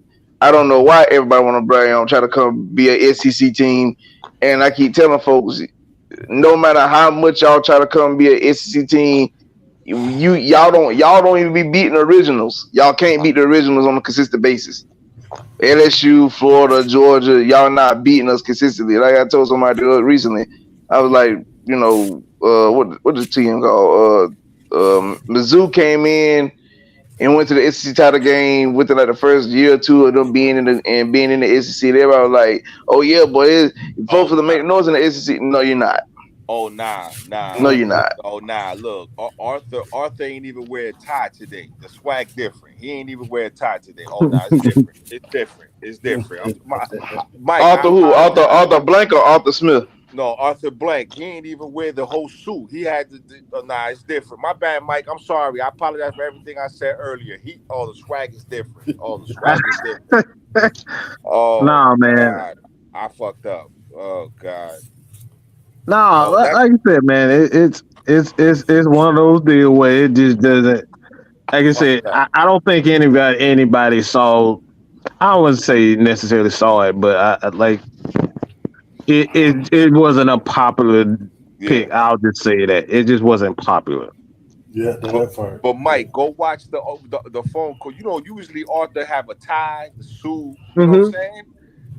He had a little cardigan sweater on, man. Oh, really? Well, damn. Yeah, he going on a whole new direction.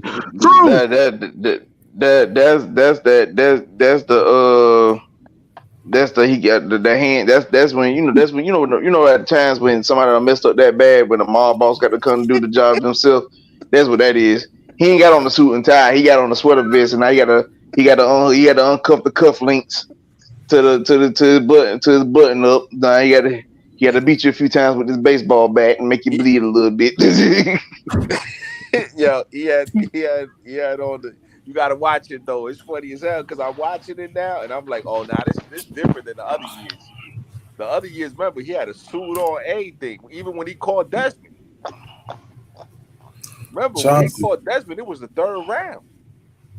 Yeah, he was. I see you waiting back there. What you got to say? First of all, fuck y'all. That's over. He talking about me. He talking about me. God damn, boy. That's first. I can't catch a damn break. Good God Almighty. What you do to everybody, Mike? Oh. And don't. We got them. We got them fun though. We got them fun though. No, I don't hit no. I can't hit no change up. He threw a change up on us tonight. He's been throwing 98, 99 fast ball, 4 seam and 2 seam. And that's something you see that, Mike? That's something came with a circle. Who the fuck is Brian Breesy? He's a defensive tackle. He got a lot of injury issues. I don't know if I like this pick. Yeah, they're trying to replace Onyemata. He has a lot of talent. He has a lot of talent. He's strong at the point, but he's had ACL injury, he has shoulder injuries for a guy that young. And college? Oh no, that is not good. College, yep. Yeah. So yeah, he, like I said, doesn't necessarily have a lot of quickness, I wouldn't say. But he has, like I said, flashes. He has flashes of quickness. He's not a consistent D-line when it comes down to his athleticism, but he's strong. He's strong at the point of attack, but I could tell he is definitely raw. He ain't got it. Oh man, I don't know if they trying to replace Onyemata. Man, we about this pick. And yo, and low key, Mike, Onyemata might be just that piece, bro. Yeah, because if they trying to replace him, Onyemata might be that dude for real. I mean, the man wreaked havoc against us the whole time he was in goddamn New Orleans. So I mean, shit. That part. You know. Yeah. But right now, like just off the rip, who are front seven right now? You know. Just ballpark. Truth. You want this? I mean, Grady gonna be there. Yeah. I don't know who the fucking line the Packers gonna be, man. I'm just saying, like the 44 gonna be there. Probably starting out with Calais gonna be there.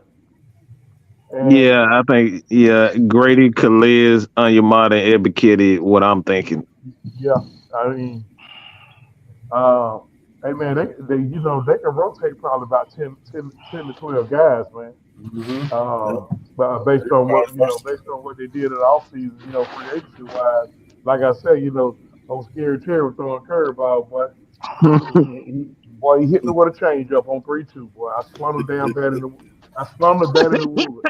Man, I was just sitting there, my mouth dropped. I said, God damn, I said, I done talked all that shit. Yeah, mine too. Yeah, yes. Oh man, they getting it to me. I gotta take it. I gotta take it. What can we do? I gotta wear that one. Cause I boldly posted today. The Falcons ain't taking Bijan Robinson at 8, and then hit him with the laughing emoji. Ooh. Yeah. Moving, taking my phone and everything, man. But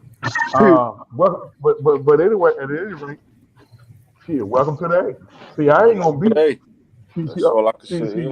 We ain't gonna be like other fans. No. Just because the guy we was looking for didn't get drafted, we ain't gonna sit up here and get this man here. Welcome to the A. Shit, let's get it. Let's get it. You know what I mean? That's a fact. That's a fact. Hey. So, watch we get a good grade now. Watch somebody give us a good grade. Oh yeah. Falcons. It's gonna be an A+, but we ain't seen that A grade in Lord knows how damn long. For real. Falcons took one of the best three players in the draft.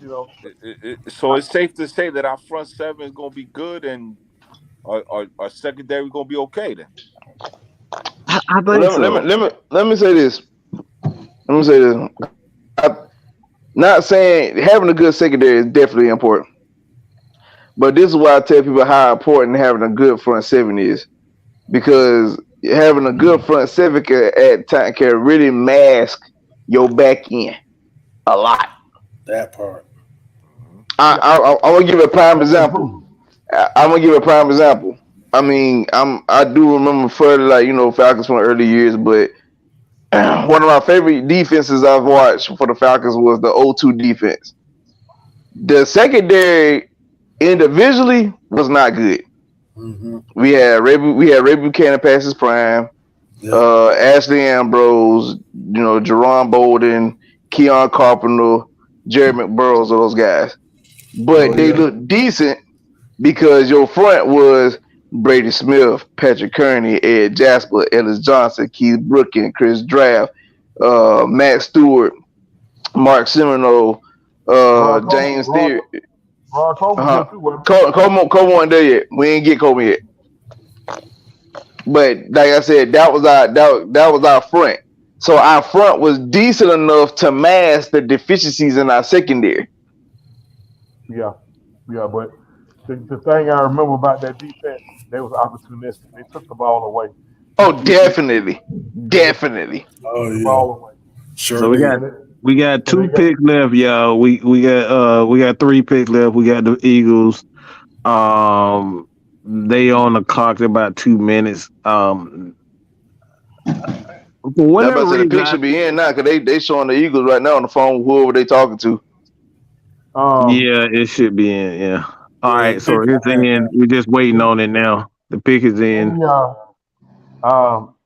Is Nolan Smith still on the board? He is. Yeah. Philly about to get him though. Yeah, they trying to rebuild Georgia up there, ain't they? That part. They got Jalen today. They got Jordan last year, and the Buckets Award winner, the dude they said his hands are too small, linebacker. Nakobe Dean. Nakobe Dean, yeah. If they get known, that'll be. I'm talking about they smiling down in that damn war room right now. Hey, I ain't gonna hold you now. I might be a Falcon fan, but that neon light, the highlight of the Eagles, that shit fire. I ain't gonna hold you. That made me want to get one and wear it on the chain.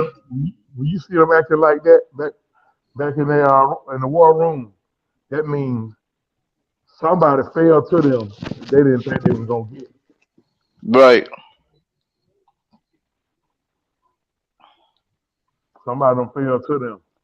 Good God, how long did it take you to get your old ass to the damn podium? I don't even know, dog. Do we even got any Falcon fans in the crowd? Because I ain't seen none. Yeah, I haven't seen it. No, they showed a group. They showed a group probably about 20, 25 people. Yeah.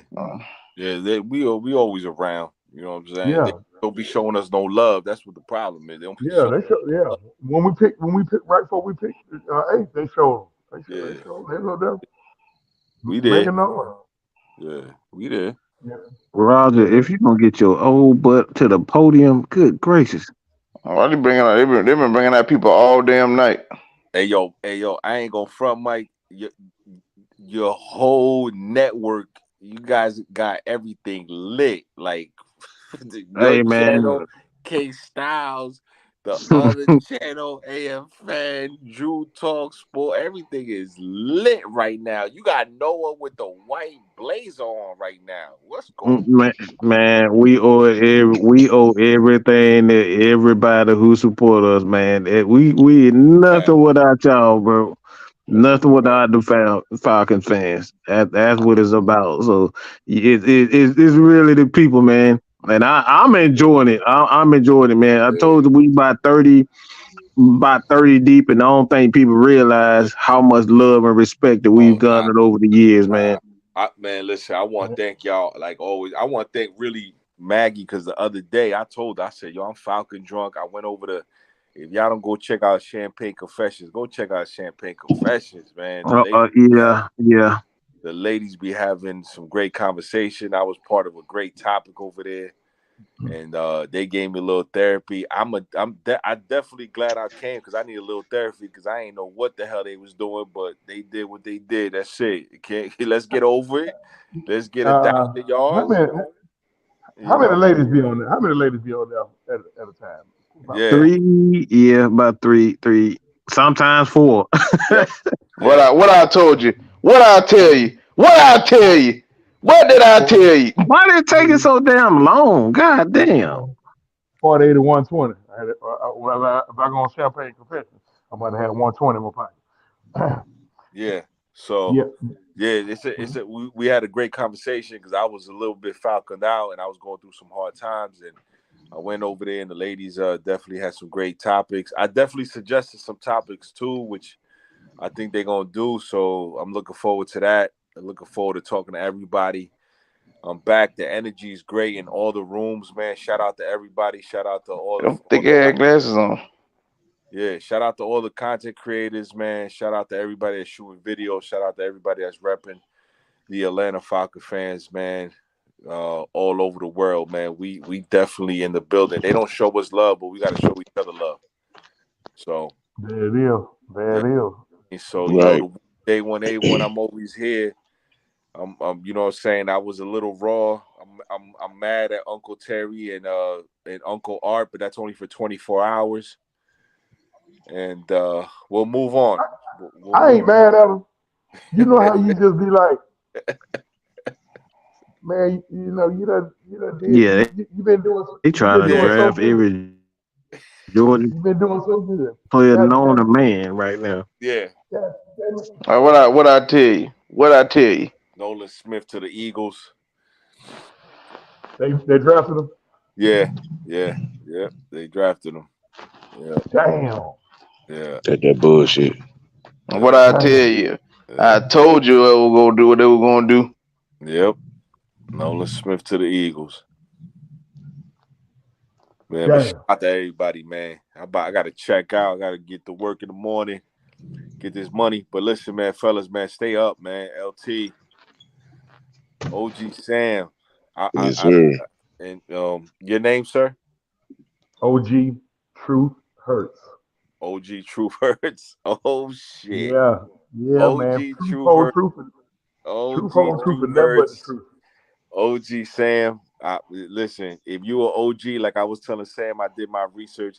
If you a Falcon fan, do your research on the old Falcon teams to see how much this fan base has suffered, please. And to piggyback on that, brother. Yeah. Just to understand that how lucky it is that we actually, we actually matter over the last 15 plus years. We actually mattered in the NFL. Like, teams didn't want to see the Falcons. And that's what we preach over here, man. Look at you. Hey, listen, it costs you nothing to do research. All you gotta do is a little research. They say that's all we do. We do research. Yeah. It ain't rocket science. We don't think we don't think we the smartest man in the room. No. Look here, like I always say, man, we don't know it all, but we know enough. Of course. You know what I mean? So, I'm gonna piggyback that, man. I employ everybody, not just the young folks. It's a lot of folks our age don't know a lot. Yep. Hey, man, do your research a little bit. I get your it. research, bro. Folks have opinions, and a lot of people be strong on their opinions, and that's fine. But they just understand there's an opinion to counter that. Of course. And then when opinions clash, and one thing to do is refer to the truth. You gotta refer to the truth, baby. That's it. And like I was telling Sam, like I was speaking to Sam, and I was like, I after doing my research, I understand why some of the fan base is the way there is, because if you look at the 60s team and the 70s team, there was really not a lot of enjoyment there. The Falcons didn't go to the playoffs until 1977. Wow. No, I'm sorry, 1978. Wow. They had been in the league 12 years before 12 they went years. to the playoffs. Yep. Mm-hmm. And the irony of it, the team that just drafted was the first team that we ever played in the playoffs. We beat them 14-13. It was raining like hell that day. Look at that. Yeah. And guess what? Like there wasn't really a lot of televised Falcons games. No, you had to have a sellout. Right. Yeah. So it wasn't no TV contract back then, but you had to have a sellout to get on the network. So, and like just do your research, man. I tell everybody, man, do the research, do the homework before you complain about having 1 or 2 bad seasons. Don't. And 7 games isn't a bad season. It's not a bad season. You know what I mean? So I appreciate y'all, man. I appreciate Mike, man. I appreciate your platform, man, all the time. You show me a lot of love. I appreciate you, bro. LT, I appreciate all your opinions, man. Definitely, man. OG Truth Hurts. I'm gonna check you out. If you got a channel, I'm definitely I'll stop by and swing by. And Truth with a Truth TV. Truth TV. Okay, cool. And OG, man, start shooting some more content, OG, man. Sam. Yes, sir. So and by the way, coming to a channel near you, the Grumpy OGs. Okay. Yeah. It's gonna be a treat. Yes, sir. Yeah. It's gonna be a treat. That's I love that, man. Love it, man. Love everybody, man. Shout out to Coach Unchained. Shout out to Noah with the Blazers. Shout out to K Styles. Shout out to everybody, boy. Shout out to everybody. The Falcon Therapist, AFN, Maggie crew, everybody that's a Falcon fan that rep for this logo, man. Shout out to y'all, man. For real. Appreciate it, brother. Appreciate you. You know what I'm saying? So peace out, enjoy, and let's see what the Falcons do with the 44th pick. Yeah, man. Yeah. You already know, man. Big Wolf, I'm out of here, man. Later, man. Yes, sir, bro. Big Wolf. Yeah, man. Yeah. Oh, yeah, man. Oh, Scary Terry got boy. He had my mouth. Boy, had my mouth open. I said, damn. Listen, that man threw a curveball worse than the one I used to strike out my homeboy today when we were playing MLB The Show together. God almighty, boy. He hung it up. Well, he broke it on the table too. But guess what? Ain't nothing like one of them good curves. Ain't nothing like one of them good curveballs. The one that hang, you look like it's gonna stay in the air and then drop on you, boy. Right. But see the thing about it, man, I trust Terry. He gave me a reason not to trust him, so I'm gonna have to trust him. Shoot, Bijan Robinson, welcome to the A, baby. Welcome to the A. Hey, are you part of the family now? You part of the family, so we're gonna go to war for you. But hey, that was the curveball. Hey, I said, what? Jalen Carter done slipped off? I said, shit, we can take Carter, man. And when that little boy said Bijan Robinson, I said, boy.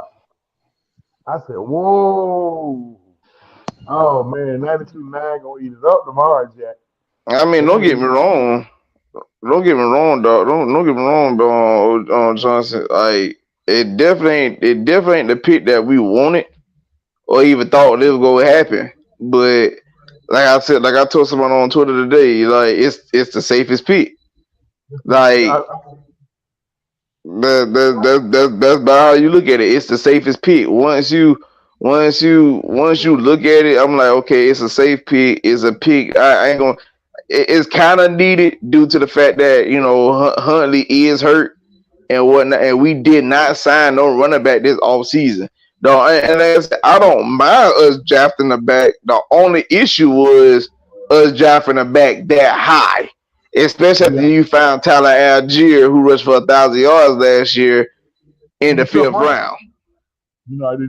That's all I was saying. I'm like, nah, ain't no reason to do that. You got 2 fourths this year. You can snatch a running back in the 4th. But hey, again, look here. Brian gave me a reason not to trust him, so I'm gonna have to trust him. See, I'm looking at the Chiefs. I'm looking at the Chiefs right now. How they got 3 Super Bowl championships on the podium, It's gonna be a glorious day when we can have one in our facility. Right. That's coming. That's coming soon. In that building, oh man, they're gonna have to host a draft in that building. That's coming soon. Listen, they hold a draft in that doggone Mercedes Benz. I got to be there. Right. Yeah. That's something you don't miss that. You don't miss that, unless something unforeseen happen. You don't miss that. I said the next time they hold something like that here, I'm going. Something like a Super Bowl. I ain't trying to go to no Super Bowl. I ain't trying to pay no $1,000 for a ticket. No, I'm not going to do that. If I got the money, I'm going. Especially if it's my team. If I got the money, I'm going. Right. If it's your team, that's $1,000 worth spent. I mean, you got a chance to go to a Super Bowl and your team playing in it, So, but man, shit. Hey, you ain't got that type of money, shit. Man, if I get $1,000 ticket, I'm gonna flip it for $2,000. Oh yeah, bro. I'm gonna wait till about 12 o'clock that day and go post up right in front of the Mercedes-Benz Dome.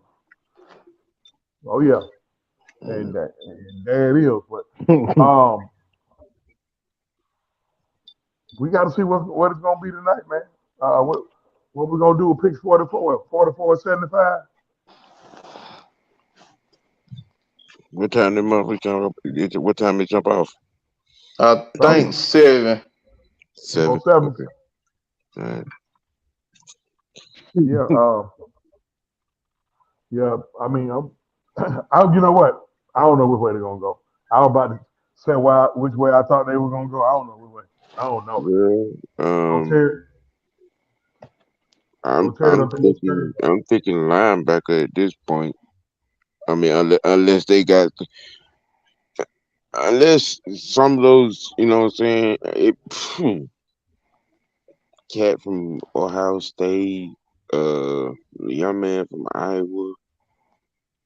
There's quite a few linemen left on the board. There's quite a few. Hey man, I'm pretty sure D lineman clad deep. I'm pretty sure. But I'm guessing if Campbell is still up there, that's probably who we're gonna be.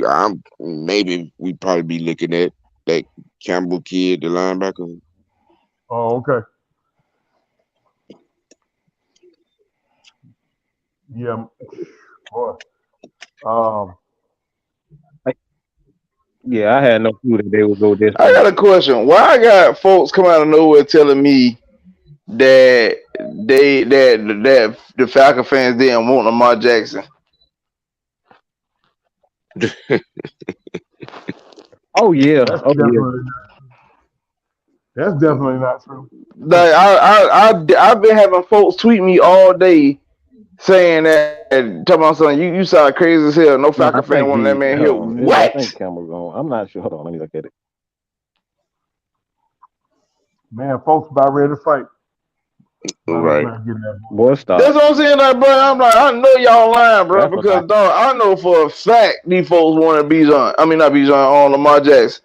I don't have folks then send me playing that thing, that anonymous message game, and folks sending me messages of hell. They didn't talk about they want to fight me over the dog over the dude. Boy. But no, what I was about to say is, man, I know y'all have already talked about it. Boy, did Houston come out swinging or what? Let me go check on Blackberry. He over there snoring. Oh God. Damn. But no, you right though. They definitely did that.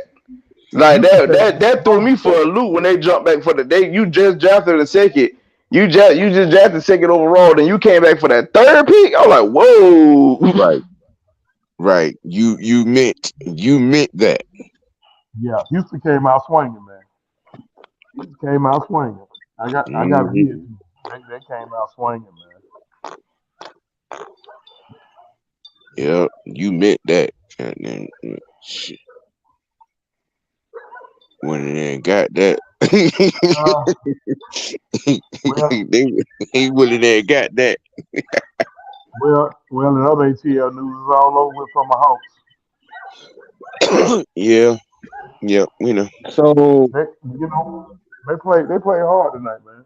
And, I ain't even got no complaint. They play hard tonight. Boston just played championship defense down the stretch. Basically. That's all that was. That's all that was, man. The boy played. Hey, they were going blow for blow with Boston. I'm talking about blow for blow. Yeah, they were. Everybody contributed. Even damn John contributed. Shit. Drake did his thing.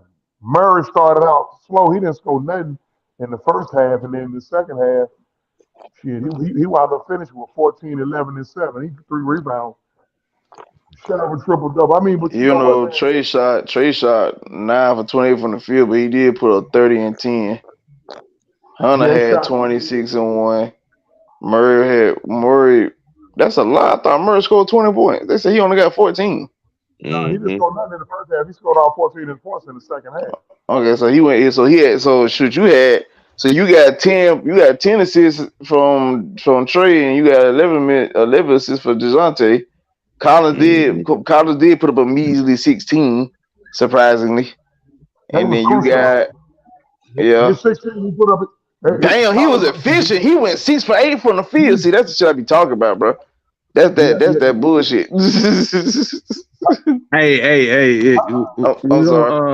We're gonna call tonight, man. We got to get right back to it tomorrow.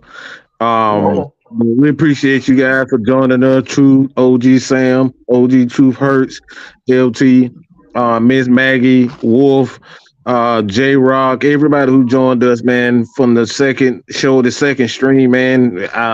We're growing, man. This conglomerate, this team of great, intelligent, entertaining creators, man. This is what it's all about. We stepped up to the game. We had about 20, man. We had a good 20 people on both streams today, man. And like I said, this is all you guys.